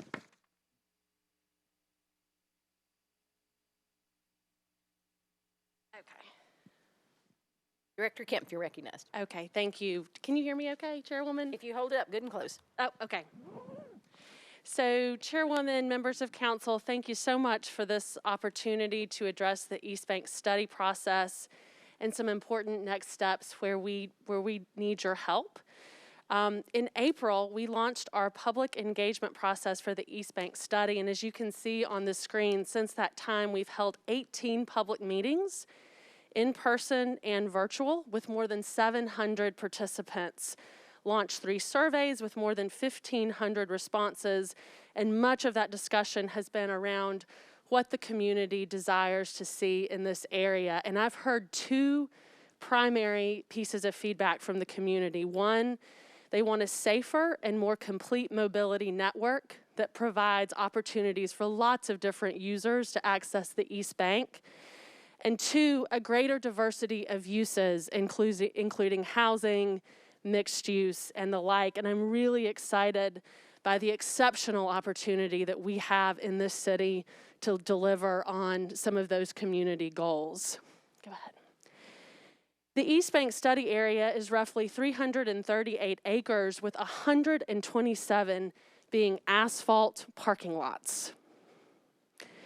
There is very limited connected street grid, and much of the East Bank area today is zoned for higher density, and to the north, development is getting underway with River North. And if you just look at this screen here today, you can see a deeply disjointed street network, and so it's not surprising that many members of the community have said, we'd like bus service, we'd like bike service, we'd like sidewalks, and it's very difficult to imagine delivering on that vision with the type of street network that we have there today. In July, we released a concept that would establish a primary north-south boulevard. Oh, you can't see it. There's a large pink, sort of boulevard that's shown there. And actually, it's okay that it's faded a little bit, because what I would say is it's not intended to demonstrate a design. The thickness of the boulevard is not intended to suggest a specific width or placement. But generally, from a planning and technical perspective, this is where we think north-south connectivity would be most appropriate, because it connects left is to your north to the River North area, where that project is already required to improve Cowan, to provide bike access, sidewalks, and the like. And so this merely extends that improved network to the south. And so this concept has been presented at a dozen meetings with multiple newsletters, and was the centerpiece of a multimodal study and survey that we conducted to get community feedback. And so there's been quite a bit of community discussion around what a north-south route might look like. There's a particular area that is deeply constrained. Much of the East Bank is constrained, but there's a study area within that is deeply constrained. You see 2 TDOT bridges, as well as the CSX line, the interstate to the north, and the river to the south. And there are also a number of much smaller properties in this area that is a little bit different from the rest of the East Bank, which is characterized by larger properties. And so this is a particularly important area for us to solve if we do want to accomplish some of the community's goals for more equitable access to the East Bank. And so, the partnership proposal in front of you today is a partnership with TDOT, who is offering to assist us in resolving some of these deeply technical issues associated with the study area that you see between the 2 orange lines. On a somewhat personal note or professional note, the resolution before you is one that I sort of see as low risk and high reward, in the sense that by agreeing to this TDOT partnership, we're not committing to spending money today or acquiring specific property this evening, but the agreement provides a match in the event that we do need to acquire property, and it preserves Metro's eligibility for federal and state funding, which we think is really important in this area. So ultimately, council will decide whether to acquire any property interests necessary to accommodate a multimodal network in this area. That will be your decision, and I will be required to bring to you all of the reasons why that decision is appropriate at that time. Nothing in this agreement today precludes that step from occurring. It just means that if and when that decision is before you, we will have a partner at the state to help us accomplish that goal, and I'm really grateful to TDOT for recognizing the importance here and helping us to solve some of these issues. So with that, Councilwoman, thank you so much for letting me come and give an overview, and I will make sure that my pinks are more calibrated to your visuals next time. So thank you again. Thank you. I appreciate that. Councilmember Mendez, I think you were, and then Councilmember Glover, and then Councilmember Parker. So now, thank you to planning for that. I would make a motion to defer for one meeting with an explanation. Been moved and seconded. Your explanation? All right, so I do appreciate the presentation, and obviously it's fairly unusual to get a planning presentation at a Budget and Finance Committee meeting. I think it's the first one I've gotten in 6 years. And presumably it was decided that was necessary because it's sort of breaking news. There's been a planning process, the East Bank planning study that has gone into great detail, and planning's been doing a great job. And according to the website, it's not over with yet. There's public meetings yet to be announced. The timeline online says November 2021 for that. And while that process is going on, here we have an intergovernmental agreement for spending a total of $50 million, split 50-50 between the city and the state for the north-south connector road. On the substance of it, Mike, I think that's where we should end up. But the planning process isn't done. There's been no announcement before about 6 minutes ago about this. And the fact that it's going to require right-of-way acquisition, there's been no public discussion of that before 6 minutes ago. And so the other piece that I want to mention is that the spending of money, and this is what really has me more animated, the spending of money, when I gave the administration heads up on Friday that, hey, this resolution seems like a weird way to announce a financial commitment to this new road. Don't you want to have some announcement beforehand, heads up? There's going to be some discussion. I'm glad I got taken up on that. But one of the questions I asked was, what's Metro's financial commitment? I got told, half the cost. And then I asked the administration on the phone call on Friday, well, is that in an existing capital spending plan, a current one, or a future one? And I was told that it was this one. And that surprised me because you can read all 37 pages of this thing and the 10-page press release that came with it, and there is not any way whatsoever defined $25 million associated with this project anywhere. And given the fact that Mr. Jameson, the mayor, and I were the chief architects last term of making the rules more robust to make sure that projects can get slid into the capital spending plan without transparency to the public, it is disappointing that it took this piece of legislation being filed for me to stumble into finding that there's $25 million in the capital spending plan for this project. If the administration had held off 2 meetings with this resolution, none of us would have known that there's $25 million in the capital spending plan for this project. And that really is not acceptable. I do fundamentally, I'm thrilled to death that the state of Tennessee is interested in helping us with this project, and we need that. We probably need federal funding. Planning has busted their rear ends this entire year to get the planning process to work the right way, so none of my comments are directed in their direction at all. But it's nonsense that the capital spending plan's got the money for this, the $25 million for this in it, and there's no way to figure it out from anybody in the public or the council other than they foolishly filed this thing. And when I asked 10 minutes worth of questions, I found out about it. I think that we should defer this so it matches up with the capital spending plan for the next meeting, because this it's an agreement between us and the state for us to spend $25 million.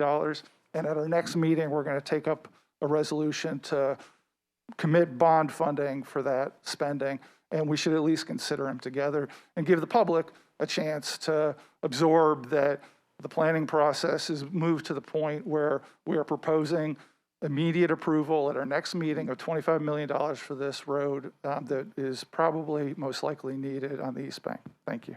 Thank you. Other comments? Councilmember Sledge.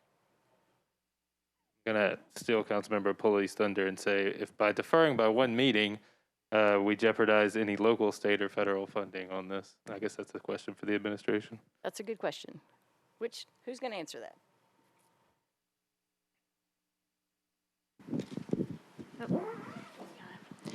Councilmember, we're not jeopardizing funding per se, because the TDOT funding commitment would still remain in place then, but the issue around preserving our, establishing the preservation of federal and state funding opportunities and there's a very prescriptive process that has to be in place and be followed for right-of-way acquisition when you're using state and federal funds. And by accepting the funding from the state and putting that grant in place, it puts us under that umbrella of how we're moving forward to even begin to talk about right-of-way activities in this area, and establishing it sooner rather than later is advantageous to us because, and Lucy can certainly comment further to this, because of the tremendous amount of activity that we're already seeing in the area, and being able to better inform those that have interest, property interest and so forth in the area in a way that we can manage effectively is the driver. Okay, so I guess just a quick follow-up, can it wait 3 weeks? I guess maybe that's the real question. Lucy, do you want to talk a little bit about the development activity? So the East. You recognize. I'm sorry, Director. Oh, no, Go ahead. that's okay. I apologize. I don't know the cross rules here. So like much of Nashville, the East Bank is under an enormous amount of development pressure. And one of the things that I have heard from our legal department is that it is important for me not to present very detailed plans showing specifically where acquisition may be necessary without funding in place, because what you're essentially doing is freezing those properties in place. And so that's a legal framework.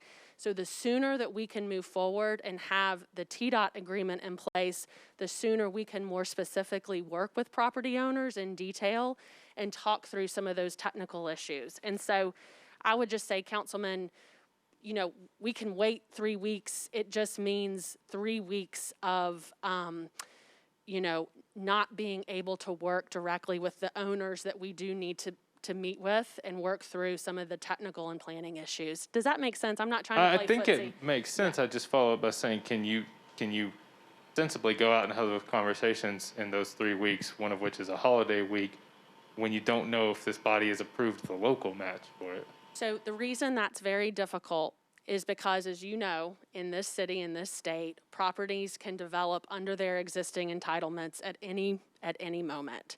And so Metro has a greater ability to seek improvements that will protect our interest in the mobility space and the sidewalk space, all of those things, if we put the agreement in place, because there's a certain moment at which, you know, we're not able to prevent properties from continuing to move forward. And I think that could be what happens if we continue to wait for 3 weeks or what have you. And I would just reiterate again, this doesn't obligate us to acquire property today or anything of the like. It's just, agreeing with TDOT that they can match funds in the event that we choose to do so.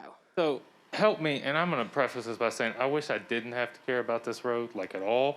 But help me by saying, have those conversations started in advance of this legislation coming forward? Have you been having those conversations through these public meetings? Absolutely. So we have, as I mentioned, we've had 18 public meetings, and then we've also tried to meet with every property owner on the East Bank to talk through technical issues of access, design, what their goals are for today and in the future. So we've absolutely been meeting and talking with property owners.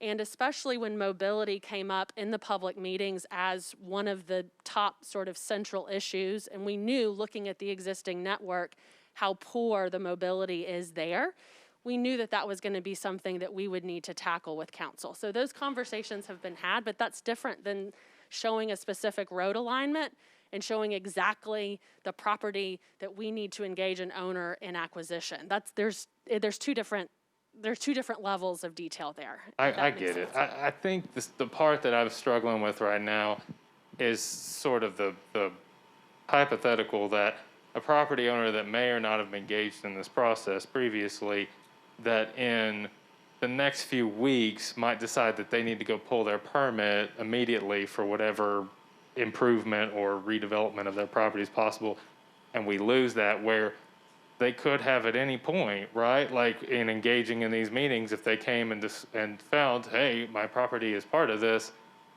it just seems to me they would have made a decision before now. Does that sound reasonable? Well, Councilman, this area, just like Wedgwood, Houston, and other parts of your district, is just under enormous development pressure. And we get phone calls, and I think the council member here whose district this is in can account for this every day. If there's a rezoning proposal, we can absolutely extend conversations and delay, and I ask the council members' help to try to manage that. If it's an existing entitlement, property owners rightfully expect Metro to follow the process for property acquisition in the event that we have a public need. That's the way we've done it, in this city for decades. And so we need to honor that commitment at Metro and honor these private property interests.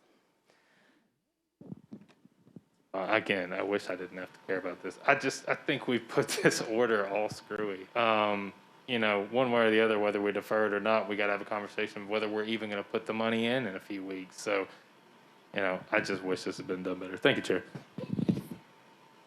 Thank you. Councilmember Glover. Thank you, Chair. So I want to make sure I've heard what I think I've heard, and then I don't know if it's going to be the administration that answers or if it's going to be you from the planning department, because I think a deferral might be the right thing to do if we were actually committing to money. But it sounds to me like we're not committing to money here. Did I hear that correctly? That's correct. The agreement before you today is accepting a partnership opportunity with TDOT, where they are offering to ensure that we can protect federal funding down the road if we need it, and they are agreeing to match any funding that this council allocates in the future. So it's simply an agreement with TDOT that we will partner with them, and they are offering to be his hand at the table. All right, so I'm going to ask the question a little bit differently. We're not committing to the money today. Is this something that would have to be done, or you feel like would be necessary regardless if TDOT was there or was not? Maybe I'm not asking the question properly, but I think you understand the context. Am I recognized? Yes. I'm sorry, I'm just frilling. Oh, I'm sorry, Chair. No, okay, you're good. Yep. So part of the East Bank planning work has included extensive health, safety, mobility, traffic management investigations. I do think that it is urgently important that we complete a consistent north-south connection in this area to manage growth that is entitled today. And so that's the argument I will bring to council when we come in for the acquisition, so that this body understands the full scope of the need and why it's so important to accomplish this project. One thing I'll say, we've heard from the community extensively that they want housing here. They want a mix of uses. This area, as many of you know, is flood prone. And so it is really important to accomplish a mobility network comprehensively and not let it happen one property at a time, because the mobility network has to be part of the resiliency strategy that we have in a flood-prone area. And I take that really seriously because I do want to respond to the needs of the community, the desire for housing and the like. We just have to look at it more comprehensively. Okay. Thank you. Now I'm going to switch to the administration, if I may. So, I have a major heartburn on $568 million. I think it's just, I don't think there was enough. And so if the money's in this, as far as the overall capital spending plan, probably going to have a major challenge there. But here we have an opportunity, if I understand correctly, and I'll just go ahead and call it a $50 million project, that for today we're going to get it for half price. And I don't mean to break it down and sound silly with it, but that in essence is what I think we're talking about.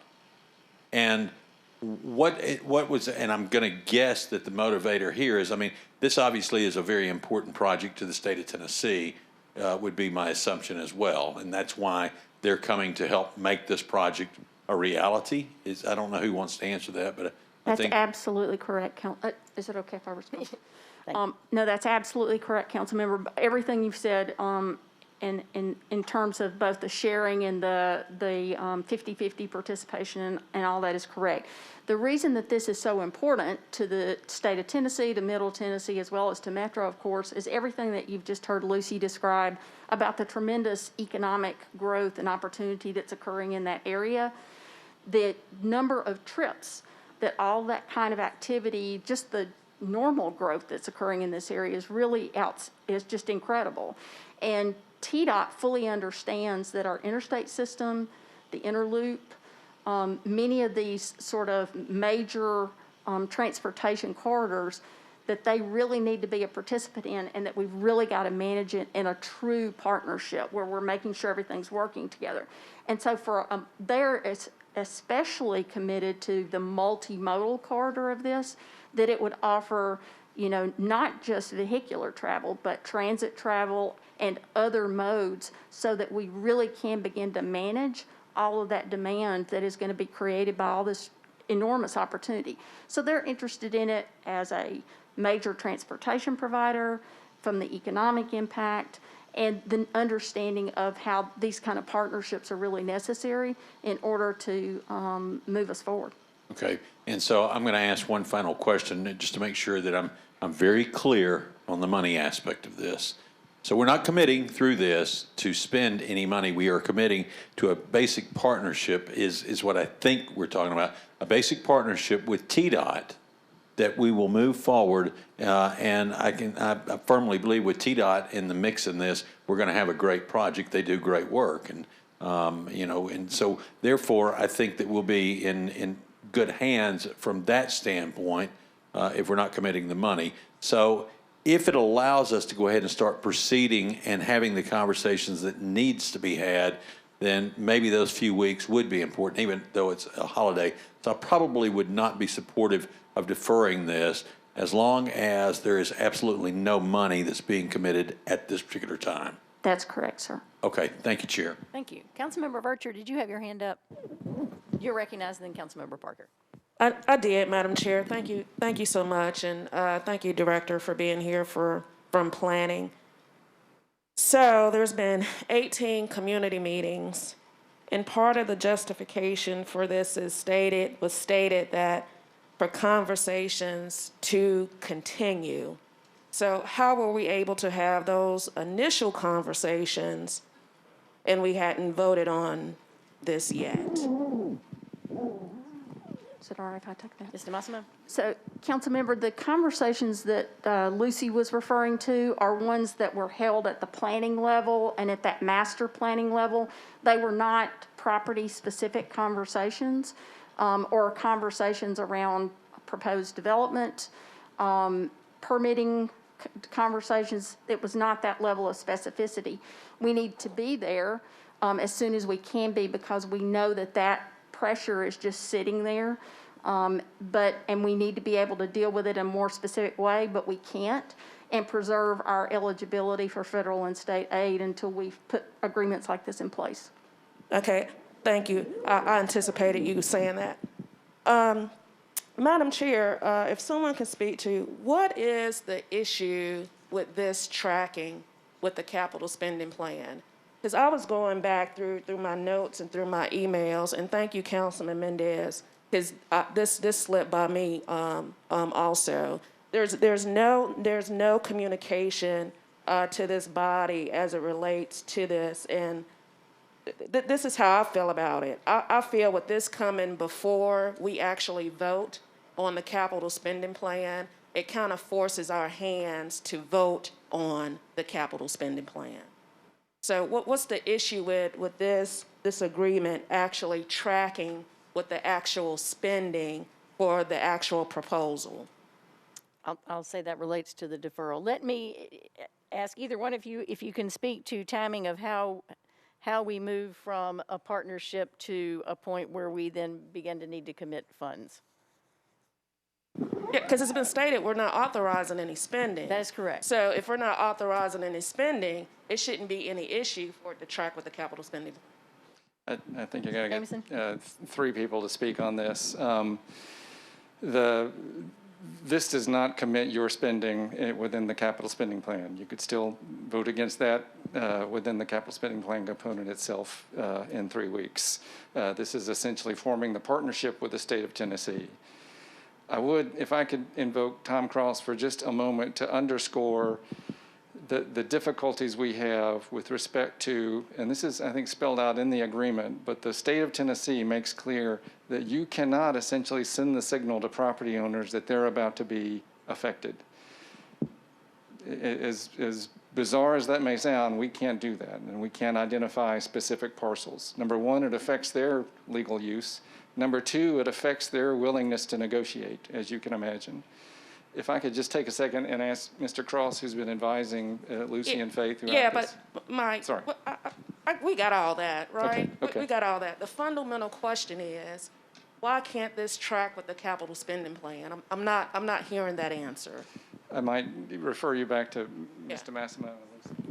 So what we would lose is the weeks that would be in between that we can go ahead and begin to, under agreement with the state, we would at least be able not to commit funding, but we would be able to start the process so that we could have those protected communications with property owners about values and impacts and technical matters as Lucy describes them and so forth. We can't do that until this is in place. Thank you. Other Chair, that we're still not getting there, but I'm not going to belabor it. I think your question was, is a 3-week deferral problematic? Is that the question? Okay. And so we've heard some answers on that. Councilmember Parker and then Councilmember Mendez. Thank you, Chair, for the recognition. Although I'm not a member of this committee, this area in question does largely fall under my district. I just wanted to speak a little bit to the need for this. I live obviously in the district, and I work in that area. From Cowan Street down through First and Oldham there, there's really just tremendously limited mobility with the existing infrastructure. It's super duper difficult to envision, the level of growth and contribution to the tax base that we're anticipating there with the existing roadways. So I just wanted to, I know that seems to be something everyone in this room agrees about, but I just wanted to reiterate, if you haven't drove around over there, give it a shot. It's not super easy to get around. In this process, I've been talking with planning, with community members, with property owners. I don't know that we've ever set dates and said, okay, we're going to have the mobility plan done by this date, and then we're going to move on to the next phase. But this has come to be something of a bottleneck in the process. I think we anticipated, I don't know if it's fair to say, Lucy, that we thought this mobility plan would be available to the public. You could go look at it on the website well before this point. So this entire process has been somewhat bottlenecked by the need to get this situated as best we can.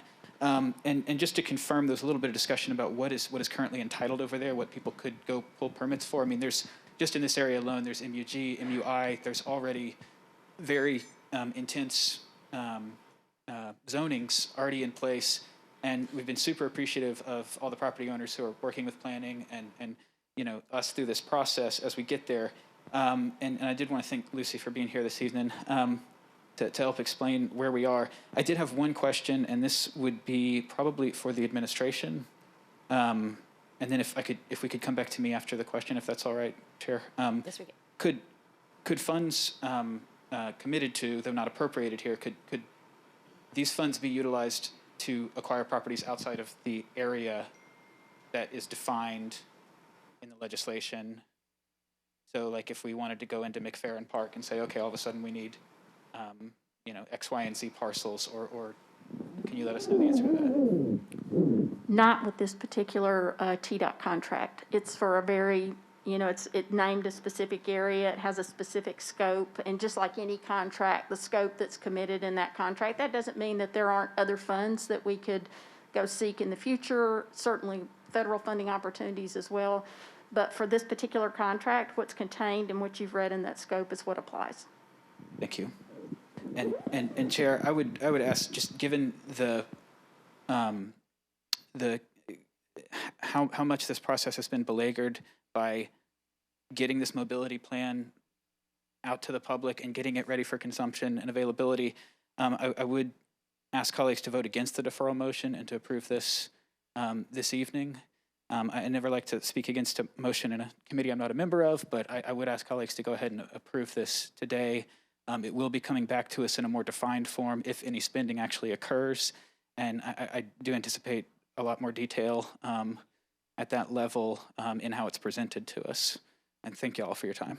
Thank you. Councilmember Mendez. Thanks.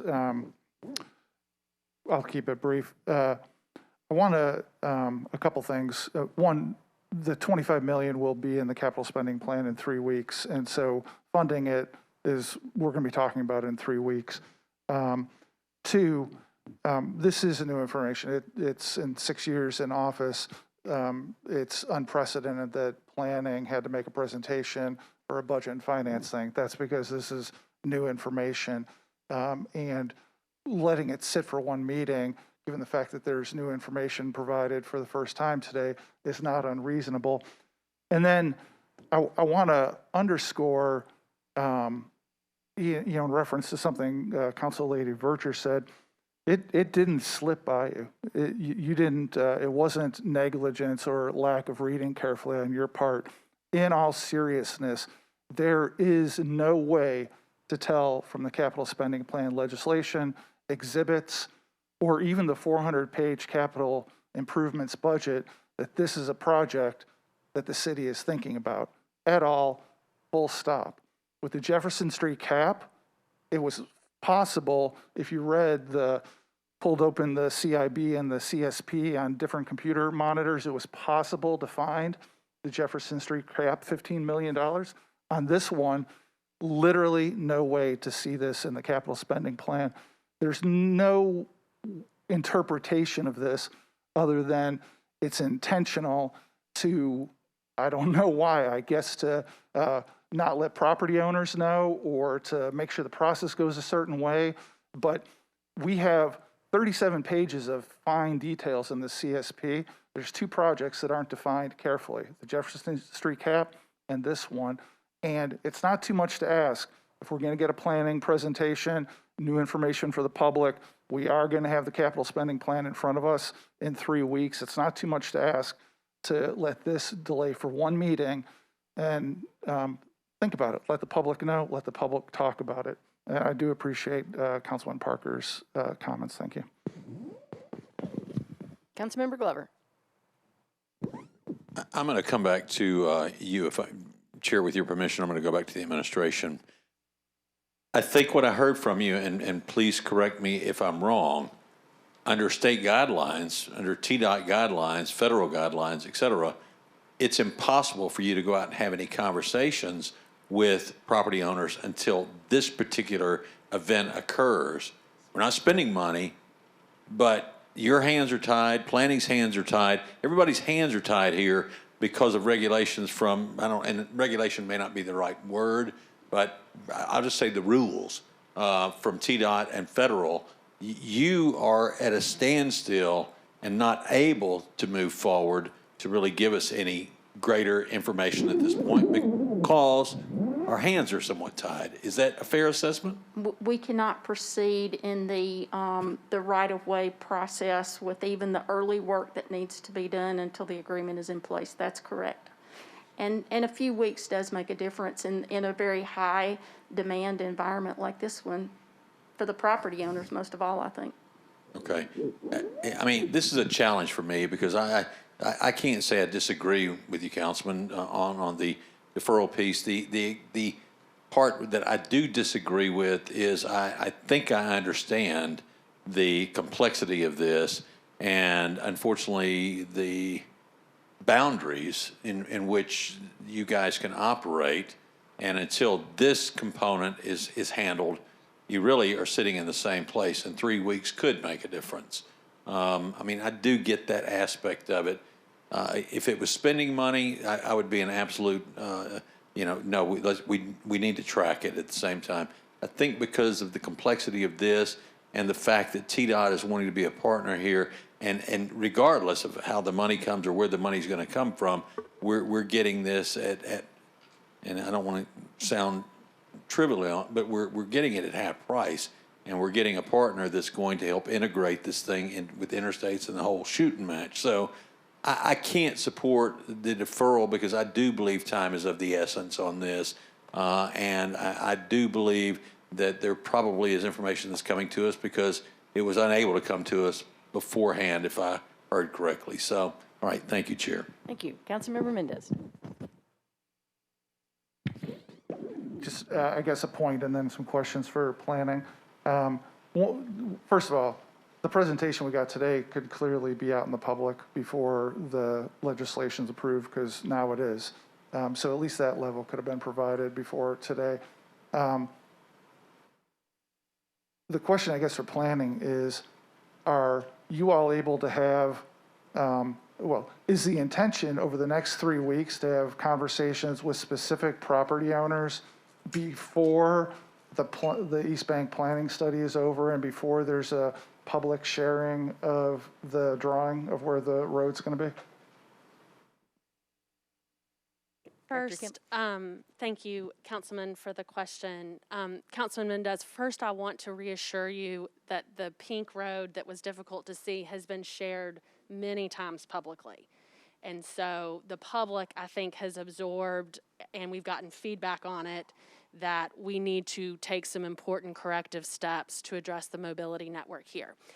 If this agreement is put into place tomorrow with a vote, we will feel very comfortable moving forward with more detailed discussions with some of the property owners in the study area, because TDOT will guide us through the process to ensure that we don't take a misstep and do something that precludes our eligibility for federal and local funding.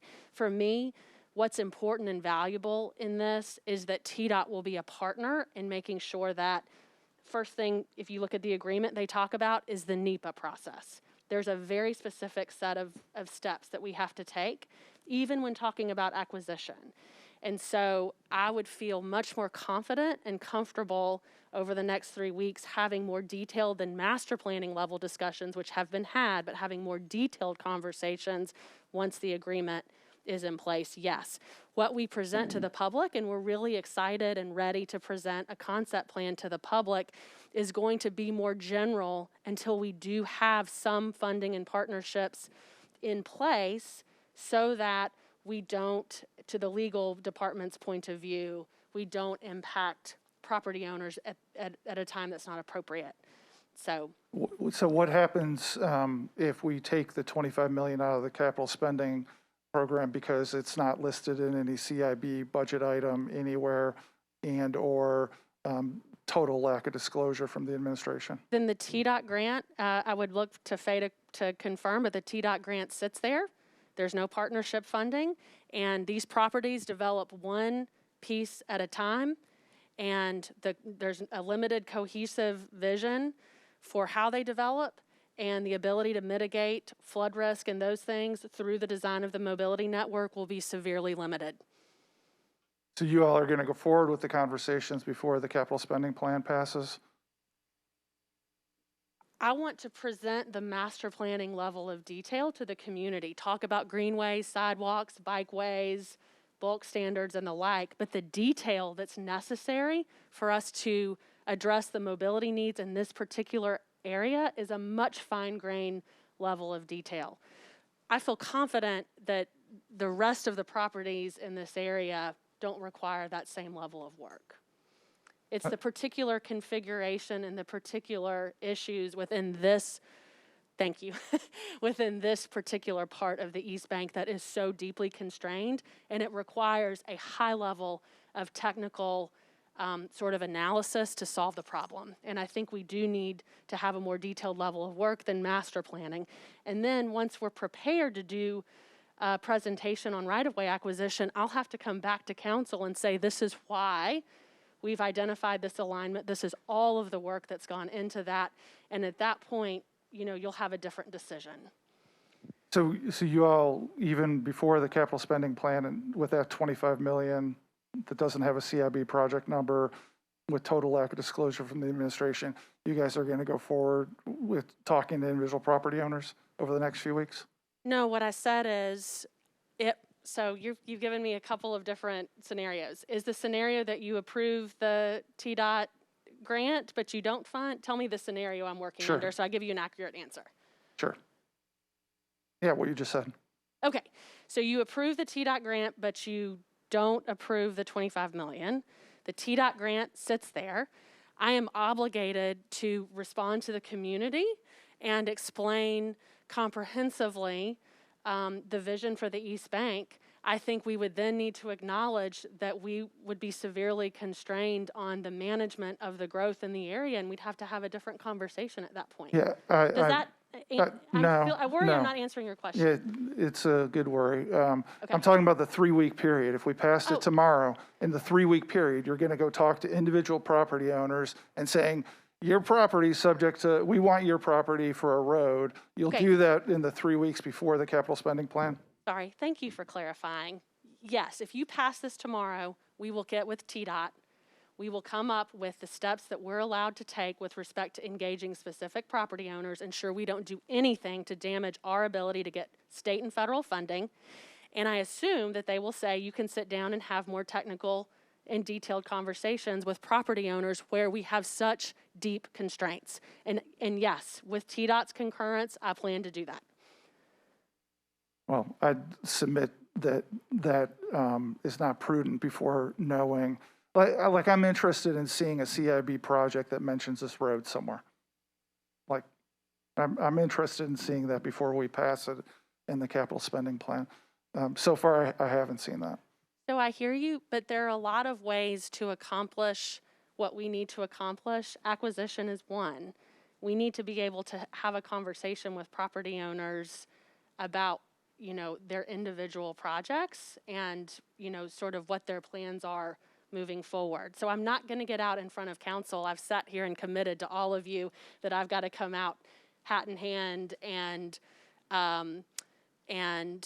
meet the high threshold that I should have to meet to acquire right-of-way and to support funding. I fully expect to have to come back here and make some very hard arguments to this body. So I would not dream of getting out in front of you. I also need to be able to have discussions in a way that won't limit our ability to access federal funding. And unfortunately, you know, the state and the federal government are rigorous partners and they have a transparent approach, but it's a methodical approach. And so that's... So as the original game plan on the legislation was to have the capital spending plan and this resolution passed on the same day, right? They were designed to, I see a head shaking behind you from Ms. Milligan. I mean, if we hadn't pushed off the capital spending plan an extra meeting, then the capital spending plan and this one would have been the same day. That was the original plan, obviously. I mean, clearly it was. Anyway, I think they should be deferred to match up. I'll leave it at that. Thanks. Thank you. Councilmember Henderson, I saw your hand. You were scratching your head. Okay. Okay, several of us have spoken several times now, so Councilmember Glover. And I keep hearing things, and so, Chair, forgive me, but indulge me if you would, please. So I understand somewhat of the urgency here, and I'll tell you why, because when I had District 12 on Central Pike, we finally got an agreement between TDOT and Metro. That project still isn't done. I'm not saying that won't be the case here, but it's pretty safe to say these things are very slow in the way they move. Maybe I've missed a point here, but it's not like it's going to come out of the chute tomorrow or Wednesday morning and voila, it's going to happen. So I understand the timing here because I think one of the greatest regrets I would have is if we did defer it and then all of a sudden you had one piece of this puzzle that fell out of favor, on what we'd have to have in this, it could really, and correct me if I'm wrong, I mean, it could muck up this entire project, and it could really throw a spoke, or it could throw the spoke out of roundness. So that being said, because we're not committing to money, but we are committing to saying, let's start talking about and figuring out how all of this, the puzzle pieces are going to fit together to make this the right kind of picture that's going to make it successful. That, again, is why I can't support it, because this was under the Dean administration on Central Pike, and we still haven't gotten it accomplished. Thank you. Thank you. Any further discussion? So we are voting on a motion to defer to December 7th.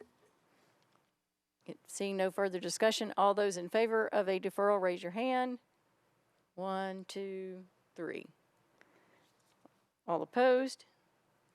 1, 2, 3, 4, 5, 6. Deferral is not recommended. Is there a second motion? We're back to only motion to approve then. Been moved and seconded. Any further discussion? I think we've been pretty thorough. All those in favor of approving, raise your hand.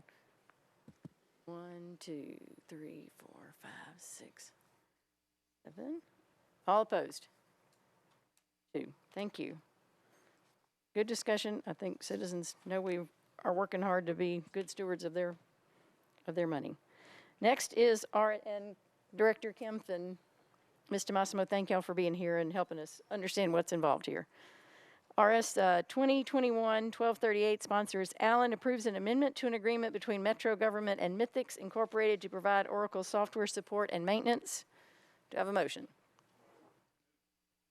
Been moved and seconded. Any discussion? Seeing none, I will say I asked IT what was changing, and it is, I did get an answer that was satisfactory to me just in terms of software changes that happen over the years, and they have to spell those out in the attachment. So any further discussion? Seeing none, all those in favor? Any opposed? You recommend approval. We still none? None, 9-0. Next is RS 2021-1239, sponsor Sledge, Parker, Allen, and Welsh. This authorizes the Metropolitan Development and Housing Agency to enter into a pilot agreement and accept payments in lieu of ad valorem taxes with respect to a multifamily housing project located at 101 Factory Street. Do I have a motion? Been moved and seconded. Any discussion? Seeing none, all those in favor? Any opposed? You recommend 8 in favor, 1 against. Next is RS 2021-1240, sponsors Allen, Welsh, Sawar, and Gamble, approves a grant from the U.S. Department of Treasury and the Metro Action Commission to be used for emergency rental assistance in accordance with the American Rescue Plan of 2021. Do I have a motion? Been moved and seconded. Any discussion? I will say if Dr. Kroom is still here, is she still here? Yes. I would like to just briefly give you 2 seconds to explain how this fits into the grand scheme of the different tranches that we've gotten of this and where we are on this. And if you want to talk about how we compare to other cities around the country, I would offer you that option as well. This is Pot 3. Pot 1, which was 20 million, has been fully expended. Pot 2, which was 9 million, is fully expended. Pot 3, this is 13 million. We've obligated, I'm probably going to get in trouble for this, 3 million of this because Treasury had already awarded us the money. So we are one of the top cities in the nation for distributing of these dollars, so much so that we're informed that we will now be allocated some of the money that the state of Tennessee did not spend. We anticipate that will be approximately 20 to 25 million. So that's where we are, in addition to this pot that you're approving today. Thank you very much. Any further questions?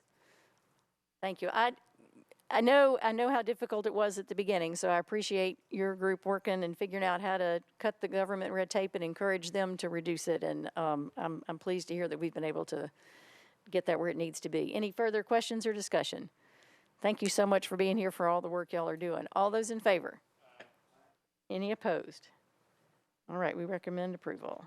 9 in favor, 0 against. Next is RS 2021-1241, sponsors Allen Bradford, Sawar, and Stiles. Approves an in-kind grant from Americans for the, oops, that is on consent. We have a whole slew of consent items. Suddenly we are moving forward. This is great. We are now on RS 2021-1250.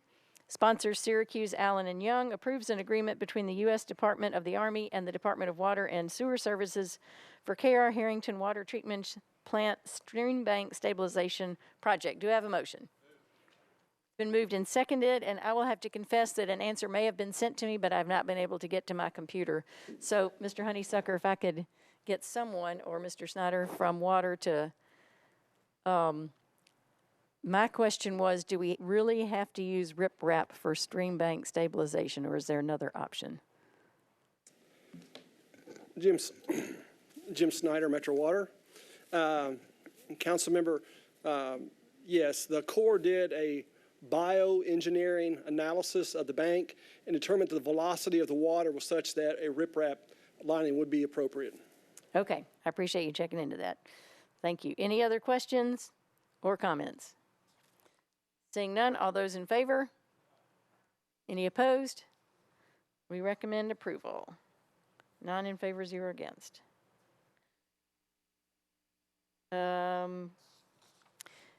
We have a late item, but it actually has a little bit more adjusting to be done, and so that one is 1251. I'm sorry, I have skipped 2021-1251. This was sponsors Roten, O'Connell, Rosenberg, Roberts, Hager, Evans, and many others. Repeals RS 2018-1171 related to vehicle inspection program and to increase the license plate registration fee. Do I have a motion to approve or something else? Councilmember Roten. Let me find you. There you go. Thank you, Chair. As all of us know, I'm going to try to be quick on this because I know it's late. We've got a lot of calls and emails in the last 6 months about this. We've had some serious lines in our area, people waiting an hour, 2 hours. Recently, the EPA has said that our air quality has reached an acceptable level so that emissions testing is no longer required in our area. I think the state of Tennessee has removed the emissions testing for the surrounding counties. Over 1.2 million people live in the surrounding counties. Only 700,000 live in Davidson County. All those people are driving through Davidson County. Last year, there were 600,000 tests done in Davidson County on an annual basis, and it's my understanding that just a little over 7% failed on their first test. This has gone down over the last 5 years by a whole percentage point. I talked to someone, actually 2 people at 2 different dealerships. Most of those people are failing because of just an O2 sensor or a light coming on that the computer detects as a problem with the emissions, so they go in and check, get it fixed. Most people go in on their own. Those that don't, if you don't go in to get your check engine light on your car checked out, there's usually a reason why you don't go in and get it checked out. And that reason is probably because you don't have the money to get it fixed. Probably less than 1% of the people in the Davidson and surrounding counties have to worry about that problem, but they shouldn't have to worry about their housing or feeding their kids or whether or not they get their car fixed. And most people don't want to have to drive around with expired tags. So that puts a lot of stress on people who already have stress from their financial situation. I sent a lot of you some articles that are current within the last 6 months. The Biden administration has filed much stricter standards for new cars for 23 through 26, which is going to further reduce the emissions in new vehicles. The Biden administration and most of all the manufacturers, large manufacturers now say by 2030, between 25, some say as much as 50%. I'd say it's more like 30% if you're going to say it correctly. Of those cars by 2030 will be electric vehicles. We all know that the state spent $1 billion in West Tennessee on an electric plant. Ford spent over $5 billion to build the #1 selling vehicle in the United States, the electric vehicle down in West Tennessee, the Ford F-150, all of the manufacturers are going to more electric vehicles, which are zero emissions. That is the goal of most administrations now, is zero emissions because of the problems with pollution in the ozone. So the issue that I'm bringing up is that emissions testing now is more of a problem because we're just making folks wait for hours for no real reason, because the cars that are being built now pass the standards almost every single time. So what we really do is we're hurting those that can't afford to get their car fixed.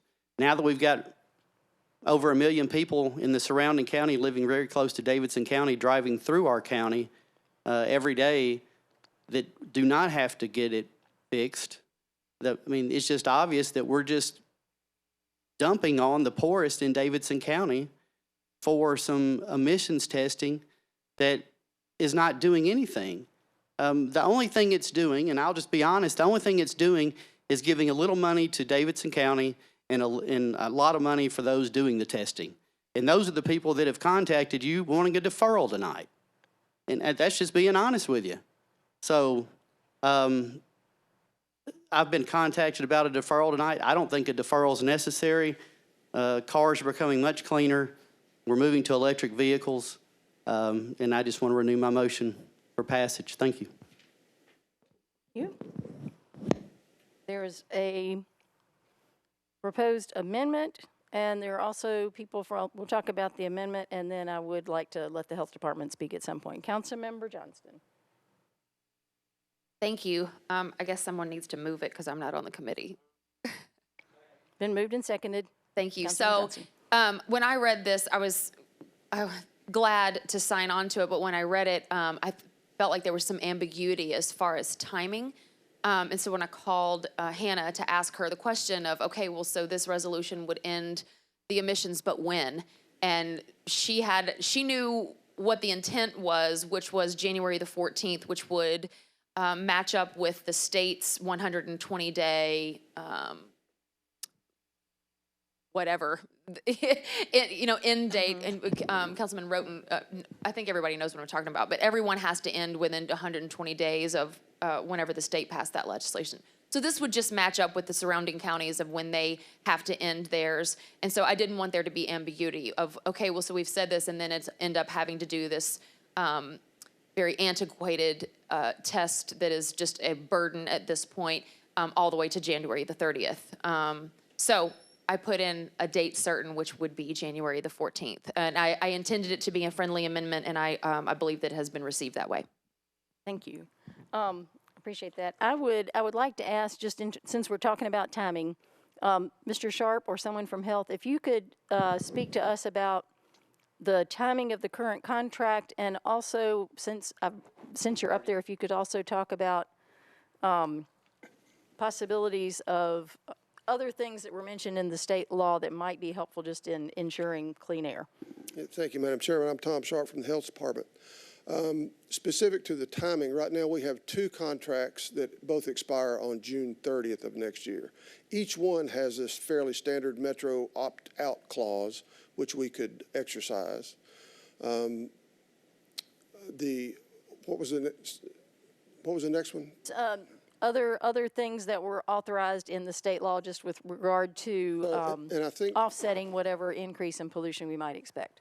Right. So I think Councilman Roten has recognized that the state law that barred emissions testing once the EPA said you didn't need it in all the other counties in the state except for Davidson allows for those counties to add up to, $4 on the cost of a registration, of which the first dollar goes to the county clerk's office, and anything above $1 would go into the general fund.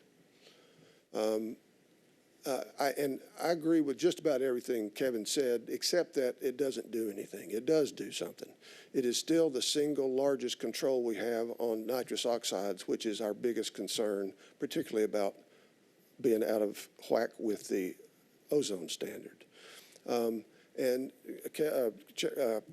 Councilman Roten is correct that the cars will get better. They are getting better, but they still fail at not quite 10% rate, 7 to 8%, depending. But all cars age, and the more they age, they are more likely to fail. But in addition to more strict car standards, the Biden administration is also considering a more strict ozone standard. Oh. And with your permission, Madam Chairman, I'd like for Mr. Finke, the Director of the Air Pollution Control Division, to discuss what that may mean for us. Thank you. Mr. Finke, you're recognized. Thank you, Chair Allen. My name is John Finke. I'm the Director of Air Pollution Control for Metro. As Mr. Sharp said, the National Ambient Air Quality Standards are established by EPA to protect public health and welfare. Those standards are reviewed every 5 years. Okay, currently the ozone standard is at 70 parts per billion, and Middle Tennessee is hovering about 65, which is okay. And nobody here is suggesting that doing away with vehicle inspection will result in us backsliding up to 70 parts per billion. But the EPA is required by the Clean Air Act to review those standards every 5 years. Under the previous administration, the standard was currently 70. The advisors looked at the science and suggested moving the standard anywhere to 60, 65, somewhere below 70, somewhere between 60 and 70. The previous administration decided to keep the standard at 70 parts per billion. The current administration has already announced that they are not waiting the 5 years for EPA's review. They are reopening the previous administration's decision sometime next year. And so our concern is that the standard that EPA made the decision on was 70 parts per billion, but that may not be where we are this time next year or 2 years from now. And so vehicle inspection may be the single tool that we have to get into compliance with those new standards. So, thank you. Thank you. I appreciate that explanation. One final question would be, Councilmember Syracuse, I'll let you ask, maybe you'll ask my question. And then Councilmember Vercher, I see you now. Syracuse. Thank you, Madam Chair.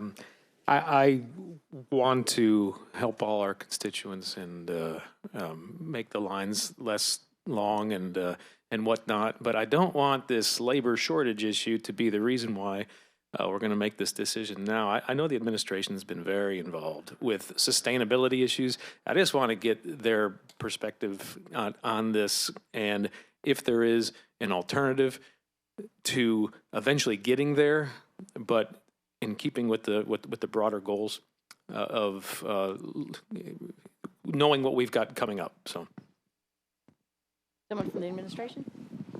Thank you, Councilman Syracuse. Our Chief Sustainability Officer, Kendra Abkowitz, who joined us about a month ago, was here but had a child care issue, I believe, so I will do my best to tell you what she would have told you.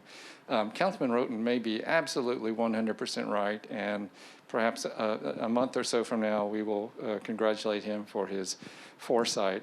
The problem is we just don't know a variety of things. As Mr. Finke pointed out, we are hovering at an NO level at which the Biden administration is making at least some rumblings that they may lower their level below that, in which case we've lost our ability to react. We're at a 70 parts per billion ozone limit, and if we're hovering around 65, and if 58% of those emissions are from car emissions, you've lost your biggest role in addressing the air quality. Next in line would be interstate trucking. You have no authority over interstate trucking. So before forsaking your best tool on addressing a limit that may be set below where you are, can we find out from the Biden administration what their intentions are before you vote on this? With the amendment from Councilmember Johnston, which we do not oppose, if this would not be in effect until January, then find out. Wait until January to find out all the facts that you can.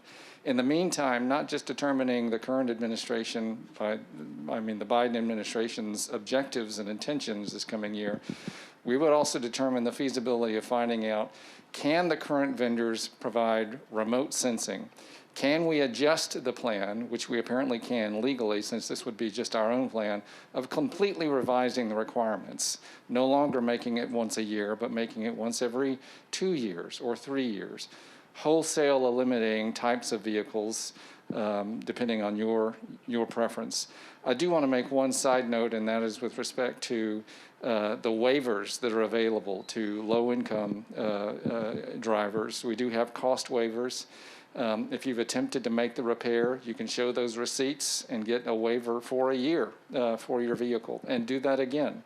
There are also hardship waiver possibilities, and all of those can be implemented in a new plan.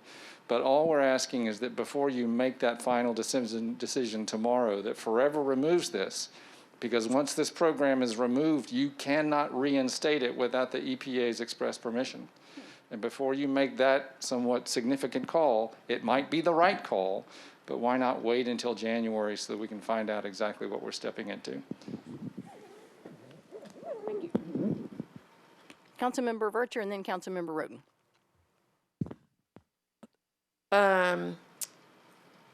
I was going to make a motion, so I don't know if you want to go to, I guess you could go to the sponsor. I'll go to the sponsor and come back to you. Councilmember Roden. Yeah, I was just going to say that even if we end it now, it can't end until January 14th. It has to be 120 days after the EPA gave us permission to do it. That's why every other county is January 14th. So my goal was to get this moving so that the companies know that it's coming. You've got a 30-day clause in the contract, so that's giving them time to understand on January 14th this is ending. So I don't know what y'all want to do, but I want on January the 14th, when all the other counties end, that was my goal, was to make sure that this also ends. So I mean, legally, that's all we can do anyway, is January 14th. So however y'all want to do it, I'm fine with that. But December 14th would be 30 days before. I guess December 15th would actually be 30 days. Okay, but thank you. Councilmember Vercher. Thank you, Chair. I was going to move for deferral, and let me tell you why. We just spent almost 45 minutes on a prior resolution discussing how we should holistically evaluate legislation that comes before us. Councilman Roden, you are absolutely right. Our constituents have been inconvenienced as a result of some labor issues. But if we're going to have the conversation about inequity and who can afford what, we need to have a holistic conversation regarding that. If we're going to omit or do away with the admission fee, we have to prepare the public that they're also going to be paying an increase in their registration fees. And if we're going to be talking about what people can and can't pay for, just the process of admissions and testing and registering your vehicle itself, we need to be having that conversation as it relates to insurance for vehicles here in the city. We could make the argument that if you get hit by an uninsured motor vehicle, that's more detrimental to you than paying an admissions fee. So what I would like is for us to have a comprehensive conversation, Chair, in the space of admissions and testing as it relates to the entire registration process for our constituents to register their vehicles here in the city. I knew about the waiver because I've referred my constituents for those waivers, but a lot of constituents aren't aware that that's even an option for them. The other part of that too is that the headliner for this legislation is that the admissions testing is going away. Constituents aren't aware of that in this legislation, that there's a proposed, I believe, a $4 increase that will go up on their registration costs. So essentially, you have your opportunity, Councilman Roden. So essentially, that $9 fee, we're really only offsetting $5 of it. So I want us to have to invite to the table other stakeholders as it relates to the Air Pollution and Asthma Organization. due to what Mr. Sharp indicated with the ozone triggers. Being a council member where we have an asphalt plant, the ozone and air quality is really important to my constituents out in District 28. So again, I would like for us to defer. I don't know if that should be after the holiday or I don't know. I would get the sponsors' input for that, but we haven't had enough conversation as it relates to this, and I haven't been contacted by anyone. Anything regarding air quality, I'm really sensitive to that because just as a body chair, we don't talk about the other things beyond emissions that impacts our air quality. Emissions is just a small part of it. We need to have a really holistic conversation regarding this. And with that, I'm open. I don't know, Chair, should that be 2 meetings? I don't know where that take us and how that impacts Councilman Johnston's amendment. One meeting would enable us to still have options, but does that give the department enough time, the health department? I don't know. What? To have an educational called meeting? I know we have a lot of meetings going on right now. We do have 3 weeks between now and the December meeting. Okay, so I move for a three-week deferral. 3-week deferral. Okay. I would like to give Councilmember Roten the opportunity to, I think, correct the question about the registration increase, because I raised that question, but I don't believe it's actually part of the. It's in the caption. That's where I got it from. Councilmember Roten. I just want everybody to know at home, I have not proposed any increase in any fees. It's my understanding this would reduce about between $2 to $2.5 million in revenue for Metro. This is confusing. The caption does say, and to increase the license plate That's registration. and I looked at that too. It's actually, if you'll look, it says to remove, that's the problem with that one. See, it says repeals 2018-1171 related to the vehicle inspection program and to increase the license plate registration. That's what 1171 did. That's not what this one's doing, and I don't know why that was put on there. Okay. So it needs to be removed from now, it's.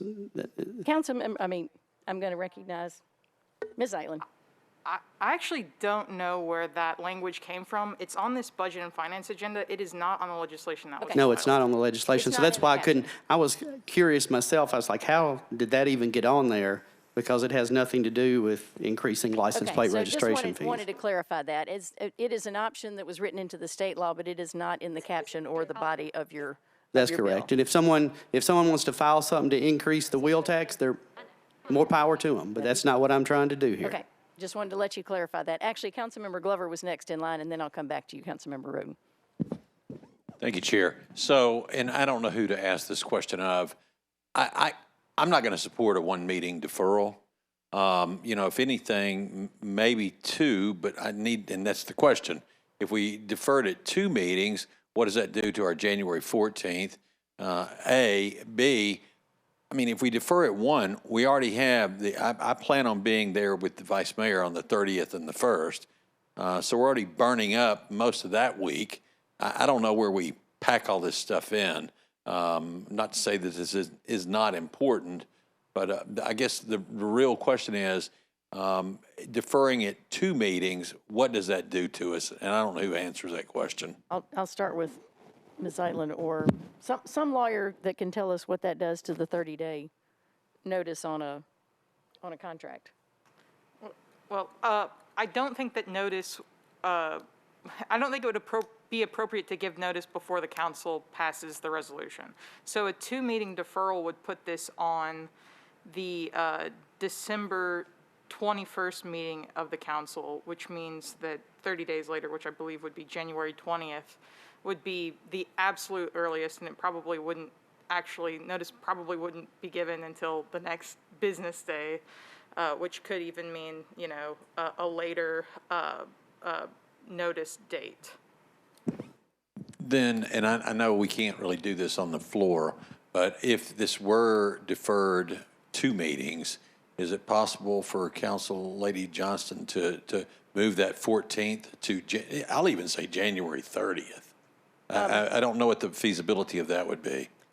First, I'll come to you in a second, Councilmember Johnston. can someone explain the 120-day length that's in the state legislation? Is that a maximum or a minimum? We can't do it before then, or we have to do it before then? Well, I don't know that I can exactly explain it. So there is some, so the section, so the state law says that these provisions take effect 120 calendar days following the date in which the EPA approves a revised state implementation plan. Okay. So the state law would take effect that date. Okay, so we can't do it any sooner than then. Correct. But there's nothing to prohibit us from doing it later than then. So there are other provisions about the existence of a contract. Now, the way that the state law reads, it does say the department, and it's referencing the Department of Environment and Conservation. So I'm not sure if it could be read to say that that Metro could continue their contracts that are in effect, but we do have contracts that are in effect. So, and then I'm going to sit down after, I just want clarification. So if it was moved till January 30th as an example, and I'll let the other council members, if it was, we're not really violating anything the state has said that needs to happen, or EPA. We're not, because we're moving outside of, quote, that 120 days, we're not necessarily hurting anything. Is that what I heard correctly? Well, I don't know. I might need to take another look at the state law to give a Okay. better answer to that. Okay, all right. Let her say that. All right, thank you, Chair. Councilmember Johnston, and then Pulley. I just wanted to point out that if we, y'all, because I'm not on the committee, defer to the second meeting in December, it's literally 4 days before Christmas, and I have a feeling that we're going to have probably some attendance issues. So I don't know that we want to put something important like that right before Christmas. I would hope that you vote against the deferral at all. Thank you. And actually, we haven't finished with your amendment, so I'm not need to. True. When a deferral comes up as we are talking about an amendment, how does that? The deferral motion takes precedence. Defer motion takes precedent. Okay, Councilmember Pulley on the deferral, I guess. Thank you, Madam Chair. A couple of questions relating to this. I appreciate the comments by my colleagues, Councilmember Vercher, and I also appreciate the sentiments of Councilmember Syracuse here. And to that end, I just want to ask some of these contract lawyers, maybe somebody from the administration who could particularly comment on this. I am a co-sponsor on this bill, and I agree with the sentiment of the January 14th date. I also think it's responsible for, of us as a committee and a council to look at the ramifications of this and make sure we completely understand what we're walking into from the standpoint of health and emissions. So to that end, if we defer this, how far out can we defer this to gather the data? Because I'm guessing from what I heard you say, Mr. Jameson, the administration wants time to collect this data and maybe review another alternative means by which we gather information from emissions testing. And given time, you would have answers to these questions before we act on this, yet we would still be able to meet that January 14th deadline. Is there a way to do this and still pull that off? And I'll let you comment on that. Thank you, Councilman Pulley. Yes, the contracts that we have with the vendors, those are between Metro and the respective vendors, and they're not, they comply with state law, but they are, the Metro would have the wherewithal, if we were in a unique scenario where we terminated the actual program, but still had not yet triggered the termination of the contracts, there's nothing that precludes us from winding down those contracts after a legal termination of the program. So that should not hamper your decision to, if you agree with the deferral, so that we can once again assure the council of the ramifications of what they're about to do. We don't know. We just do not know what you're about to step into. And tomorrow, the resolution, that triggers it. I understand that it would not take effect until January 14th, but if you vote tomorrow, that is the beginning of the triggering. And you don't come back and then change your mind later. So that's the drop dead date, and that's the date we're urging you, just in an abundance of caution, because it can't take effect until January 14th. Why not allow you that luxury of finding out what you need to know? So to be clear, what your suggestion is, if we were to, for example, defer this to the first meeting in January, after the holidays are over, you still are of the opinion that we could end this program by January 14th, and the 30-day contract ramification would simply be we would pay the vendor for the 30 days, but we could effectively end the contract or end the program on the 14th of January. That is correct. You could trigger the termination clause within the contracts, and I believe my sense is that the public would prefer that you do that if your decision is to terminate the program and allow you that luxury. And that would give you basically the maximum amount of time that you need to be able to come up with the information that you're seeking relative to the impact of ending the emissions program? I think that would probably more appropriate to say that would give us sufficient time. Obviously, if we had 6 months, we'd have a much better answer for you, but we understand the council doesn't have that amount of time, so we can commit to realistically, what do you think you can accomplish in that amount of time? I think by the first meeting in January, we'll have had as much outreach as we can get from the Biden administration, their Department of Transportation. We're already engaged with TDEC and their emissions in-house experts, and I anticipate we'll have information hopefully before the end of the year, but the first meeting in January would be fine. Thank you. And Mr. Sharp, do you have additional information to add to that? What? And then Councilmember Vercher. For context, the state law that ended this program in the other counties had a provision that any county that ran its own program was exempt if the legislative body chose to remain exempt, which this body did shortly after that law passed. And so the state law provisions to stop everything on January 14th, as it turns out, absent a change in the status quo, do not apply in Davidson County. I just want to make sure y'all Do aware not of apply. that. Okay, thank you. That's helpful. Let's see. I'm not finished. Councilmember Pulley, you're not finished. I just got one more little clarification here. So I haven't heard anything that changes the way this would work if we were to move to defer the first meeting in January. We still would give the Health Department administration the maximum amount of time they need to find out the information they need to find out to the best of their ability. And we would still be able to pass this and end the emissions testing program on the said date, January 14th. And the ramifications of waiting would simply be we would incur an expense with the vendor for that 30-day period. But the program could still be ended on January 14th. Thank you. And that's what I would, I'm not going to, I would recommend if we deferred, that would be the route we go. Duly noted. Councilmember Vercher. Thank you, Chair. I'm going to sit down. I'm tired of getting up and down. I concur with Councilman Pulley. I just want, I don't like for us to defer for the sake of deferring. I really want us to get the holistic data and look at this entire process, especially if we're trying to move to a city where we're less dependent on cars. We need to be talking about the entire process. And I go back again, just for me, when we're compiling that data, if and I don't know if the health department is capturing this, which communities are more impacted by adverse air quality, have a higher percentage of air pollutants already in their community.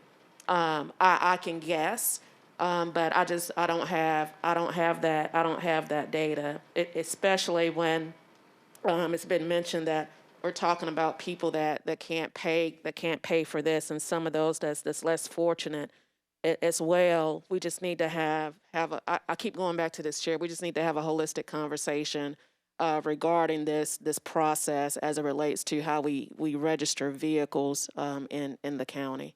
Fair Thank enough. you, Chair. And I will say that there is an annual report that the Metro Health Department publishes that does have information on where their air monitors are located and what the pollutant levels for each of those is. So that information is available on the Metro Health website. I didn't know that. I know the Air Pollution and Asthma Organization. They track things because I have a lot of constituents that's part of that organization. Again, just going back to the asphalt plant that we have in the community. I just want us to make sure that this isn't just about emissions. This is about air quality and overall public safety as it relates to vehicle registration for here in the county too. Thank you, Chair. Thank you. And Councilmember Henderson, did you? Yes, okay. You're recognized.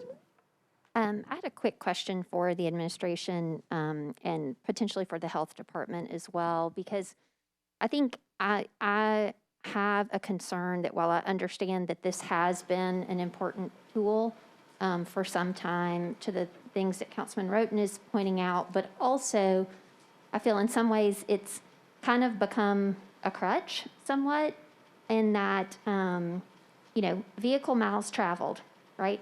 VMT, like that is what is, we have 600,000 cars, we have all these other cars that are coming into our county, and so I guess, I don't want to rip off the Band-Aid, so to speak, Mr. Jameson, to your point. I think we should be prudent.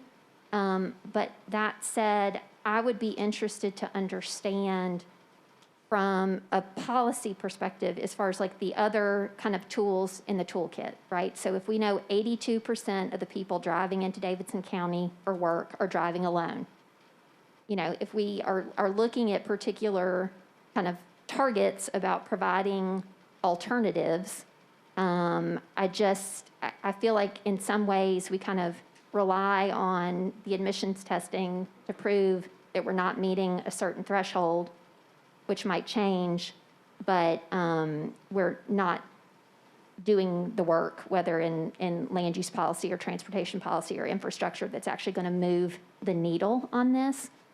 That goes to Council Lady Vercher's point about being comprehensive about it. So I guess my question would be, from the administration standpoint and or the health department, beyond just, this testing, and are we retaining this testing, and what can we get from this testing? The other way of looking at it is doing this testing in a more general way, like the ambient quality and or remote testing, saying on these days, our ozone is getting up, and so, we recommend that people work from home, or, God forbid we ever get in a position of kind of being a Los Angeles, right? Red, stay at home. But some of those tools, Mike, I would like to kind of understand vis-a-vis the health department. Are there any other levers that we're kind of looking at pushing when and if this goes away, please? Mr. Davidson. I really wish Ms. Abkowitz could be here. I know she could address this extensively. I will state, and I'm going to answer your question, I just think before we get to that, we remind ourselves that this is the largest area with respect to emissions over which this council has unfettered control by state law. And if you look at the rankings of what contributes to the noxious components of our atmosphere, this is number one. This is 58% of it. Like I was saying earlier, number two is interstate trucking, and we do not have the wherewithal to touch that under the Interstate Commerce Clause. After that, it's major industry, and that can have significant impacts on business relationships in your community. One thing that we are endeavoring to find out is what exactly would happen if we do entirely eliminate the emissions testing. Best estimates is it's a 3-point change. Now, this is a game of inches. And the reason it is again, ozone at a 70% cap, we're at 65, and the DC administration is talking about lowering that to 65 or 60. And if you've just wiped out your largest tool in the toolbox, that's what makes 3 points all the difference in the world. But beyond that, in terms of what we can do with respect to air quality, There's items on the agenda later tonight addressing the tree canopy. That is in various estimations, first and foremost, what we need to do with respect to that. There's also the reduction of fumes by major industry. Davidson County is not a focal point for that, but we do have a component of that. I'm a fool to keep talking while we've got Mr. Finke in here that can discuss that, and at the next meeting, hopefully Ms. Adkowitz. If I could ask Mr. Finke to add his insights and go from there. Yeah, and I think just, Chair, if I may, to segue to Mr. Finke, I guess, we have heard for a long time that we were going to do kind of like the remote testing. We've talked about some of these things, to your point, Mike, about, tree canopy, reducing vehicle miles traveled, transportation demand management. We've been speaking about those at a kind of a conceptual level and then also doing some policy things. So I guess I want to understand, Mr. Finke, where are we on the continuum of making these decisions? We've been talking about remote sensing. We've been talking about it if we end this program, then how fast can we, if at all, deliver on any of those things? And does the ending of this program accelerate that in any way? Because I feel like there's been an awareness of the concern around this, and we've been talking a lot about alternatives, but we haven't really been seeing the results of that. Let me try and clear up one misunderstanding here. Remote sensing is a form of vehicle inspection. If you get rid of vehicle inspection, we're getting rid of remote sensing. Remote sensing is a type of vehicle inspection that doesn't require the motorist to go to the garage. We set up readers on different thoroughfares, West End, Charlotte, where Nolensville, and vehicles will pass under it without even knowing it. And if they get a couple passing tests within a time frame, then instead of going to a garage to get tested and get their registration, they'll receive something in the mail, just like they get their renewal notices, and they'll say, hey, you've already gone through it, you're all set, skip the garage. That's what remote sensing is, and we've had a contract for it for 5 years, but until EPA changed the regulations, we weren't able to initiate the remote sensing. Okay, now that EPA has said that the program is no longer federally mandated, then we're free to change it however we choose, whether it's multi-year exemptions, remote sensing, other options. To speak a little bit to your, again, to that holistic approach, obviously pollution prevention is the ideal. But barring that, then cleaning it up afterwards is the way we have to address it. We do try to keep the community involved. We work with TDEC. We do what we call forecasting for air quality alerts. Meteorologists with TDEC will work with, we'll submit data from our monitors to the forecasters at TDEC, and each day they'll come up with what they believe emission levels will be the following day, and people can use that to make informed decisions as to how they travel, how they exercise, things like that. So we do try to engage the community that way. Okay, but have you made any proposals around transportation demand management and lowering vehicle miles traveled? There was, for a while, a special committee under the health department umbrella that was looking at this, again, holistically from a land use policy and transportation policy standpoint. So I guess at this point, what you're saying is available to you all, whether implemented or enabled, is general sensing of the air quality in the county with TDEC to do community advisories or alerts, suggestions, right? Don't drive today.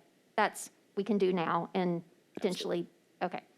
Then the emissions testing that is done by remote sensing, we've been hearing about that for colleagues, like how long? So I just want to understand, I know that there was an order of operations and you couldn't do this, if this and that, so forth, but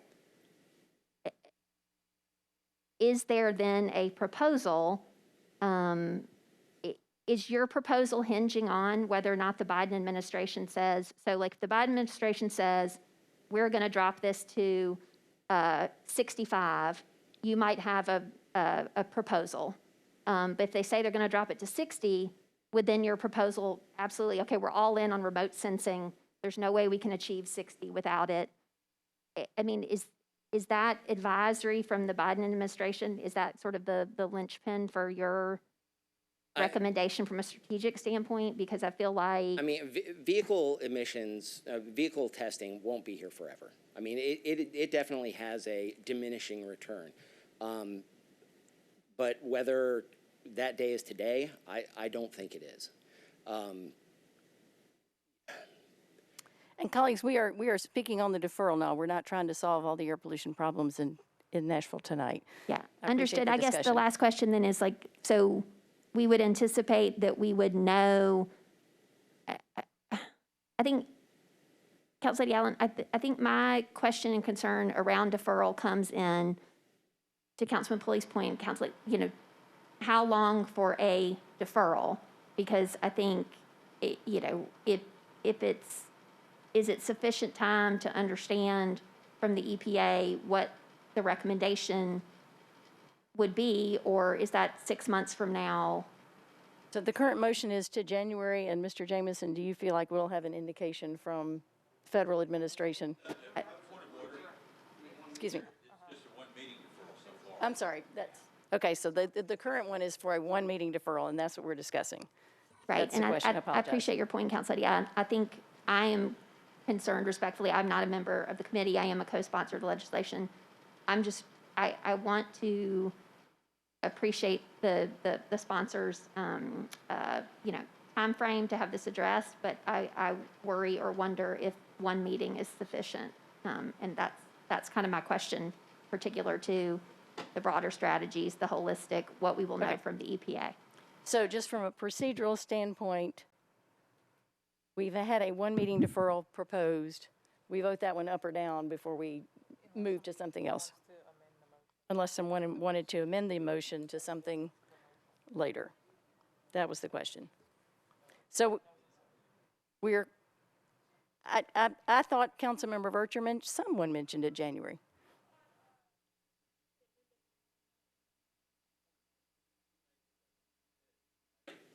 Comment, not a motion.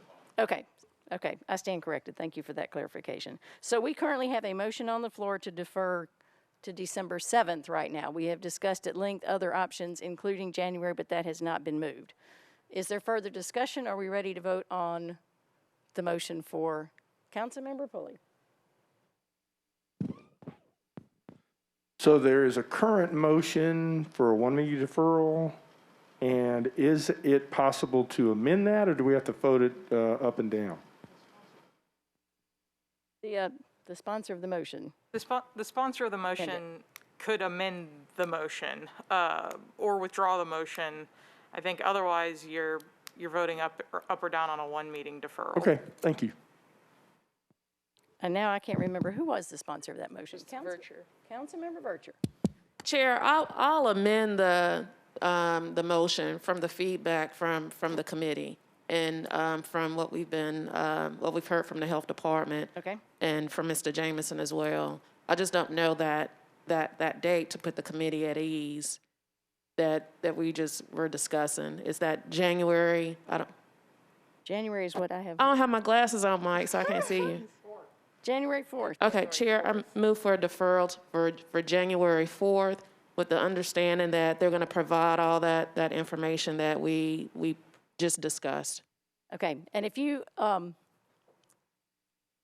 I can work together to get that in writing, then we'll pass that on to the health department and make sure we know they know what we're asking for. Yes, Would you and work it's with me on however I don't know if that's going to be a separate meeting outside of budget or how you going to do it, Chair. We can try setting up another meeting now that we've got, if we have till January, that gives us time to work on budget and public safety. Yeah, what we've done in the past is like for stuff like this, you can do just a quick meeting before budget. Gotcha. We will set that up. But that was when we didn't allow other committees to come before budget. Just adding that in there. When I was chair, we didn't do that. Sorry. Okay. I did not understand the bill and I asked for an explanation, but we digress. Okay, so now we have an amended deferral to January 4th. Is there further discussion on that deferral request? Seeing none, all those in favor say aye. or raise your hands, because, all right, 1, 2, 3, 4, 5. Okay, all opposed? 1, 2. Thank you, that is, all right, we recommend a deferral till January 4th, 5 in favor, 2 against, and I appreciate the robust discussion. This is important. All right, with that, we now will not introduce the late item because it's still being worked on, so we just move on past that one. Next, we are on a few bills on second reading. Hopefully, these will go quickly. BL 2021-970 sponsors Alan Welsh, Hauser, Sawara, and others, amends the Metro Code to require the proceeds of the sale of delinquent tax sales properties to be deposited in the Barnes Fund for affordable housing. Do I have a motion? Second. Been moved and seconded. Any discussion? Councilmember Vercher. Thank you, Chair. So this is in addition to the proceeds that we get from short-term rentals? That is correct. How did we come up with this fund and not another fund? This is currently the delinquent tax properties are the ones who are frequently offered to nonprofits to actually build Barnes Fund housing on. Every once in a while, they will come back and say this piece of property is not buildable, or sometimes that will be identified by the property property department. And so I have, as a member and chair of the Affordable Housing Committee, frequently tried to ensure that those really are not buildable, to work to maximize the opportunities for the Barnes Fund. And so it was suggested that if those properties truly are not buildable, then we at least let the proceeds from those go into the Barnes Fund. Okay. So that's the connection. Other questions? Mr. Glover. Well, what I'm about to say is not going to be popular, but I don't think the Barnes Fund is actually managed very well right now. I don't think we have actual hard numbers as to what we get for the money that's going into it at present. So I won't be supportive of this because I think we need to have a revamping to understand exactly how that money is being utilized and what is it actually accomplishing. So I won't be supportive of this. Thank you. And I will ask Ms. Hannah Davis if she can provide you with information. Oh, Ashley is here. Ashley Brown from the Barnes Fund can provide some information on that. Thank you. Thank you so much, Chair, for recognizing me.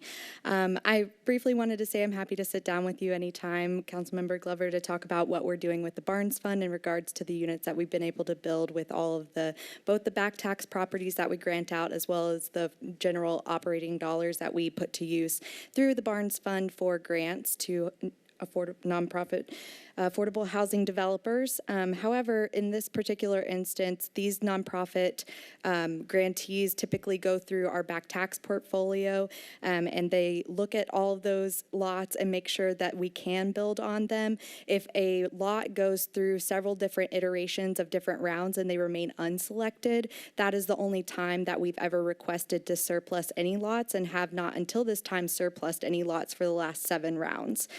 These are not valuable lots by any means. A lot of times they are sized strangely, oddly narrow. The prime recipient of these lots, other than the nonprofit housing developers that wish to build affordable housing on them, are oftentimes just the neighbors to those adjoining lots. So typically when we do surplus them, they go for a low cost and typically to neighbors of that current parcel. So that way they can just add that to their parcel. Again, our primary goal in all of this is always to create more affordable housing assets and put all of our public land to use wherever we can. And we work very well with both Flake and Trail and the Public Property Division to make sure that we are doing so appropriately and where necessary making offers to other departments to use the land. If they cannot use the land, that's the only time that we do decide to surplus. Thank you for that explanation. And if you could speak to numbers of units and how the money is leveraged, that might be information that Councilmember Glover finds helpful. Yeah, and that would be helpful. But I will just say, I mean, we have a massive debt in this city. I don't think it would hurt for us to help pay that down. So I still won't be supportive. But yeah, I'd like to understand where we are with this. Thank you. I appreciate that. Thank you. Great. The total portfolio of Barnes has a 6-to-1 leverage, meaning for every dollar that we put into the Barnes Fund, they're able to leverage that 6 times to get more funding from either state funding or from federal dollars through HUD. So we have been very successful in that. In our latest round, we just closed, applications closed last night, actually. We had a $16.8 million request, and that's for about 700 total units. We won't be able to fund all of those, but that gives you an idea of the general request that we receive from the housing community and the sheer need in our community for more affordable units. Overall, in the last round, we were able to have a leverage amount of 12-1. So depending on the size of the deal and the number of units in each particular round, that can vary, but overall, I think that the housing community has done great work to put the Barnes dollars into our community and make sure that they are serving constituents sometimes at the lowest need, either at below 30% AMI, but everything that we do serve is below 80% AMI, which is some of the most needed housing in our city. Thank you. I appreciate that. All right. Any other questions or discussion on this? All those in favor? Let's do a show. Either shout louder or raise your hand. All in favor? 1, 2, 3, 4, 5. All opposed? 1. Gotcha. Okay, we recommend approval. Thanks for that discussion. Next is BL 2021-972, Allen, Henderson, Young, Bradford, Toombs, and others. This amends the Metro Code to provide funds for restoring and maintaining Nashville and Davidson counties' tree canopy. Do I have a motion? Been moved and seconded. Any discussion? Seeing none, all those in favor? Any opposed? All right, we recommend approval. How many? We have 8 now? I think we've got 7. 7 in favor, 0 against. Great. All right, last item. Thank you for sticking around. Is RS 2021-976, sponsors Withers and Allen, approves the lease agreement between the Metro government and the United Way of Greater Nashville for office space at 217 South 7th Street. Do I have a motion? Do I have a second? It's been moved and seconded. Any discussion? Let's talk about it for an hour. Seeing none, all those in favor? Any opposed? You recommend approval. We are done. Thank you. 7-0.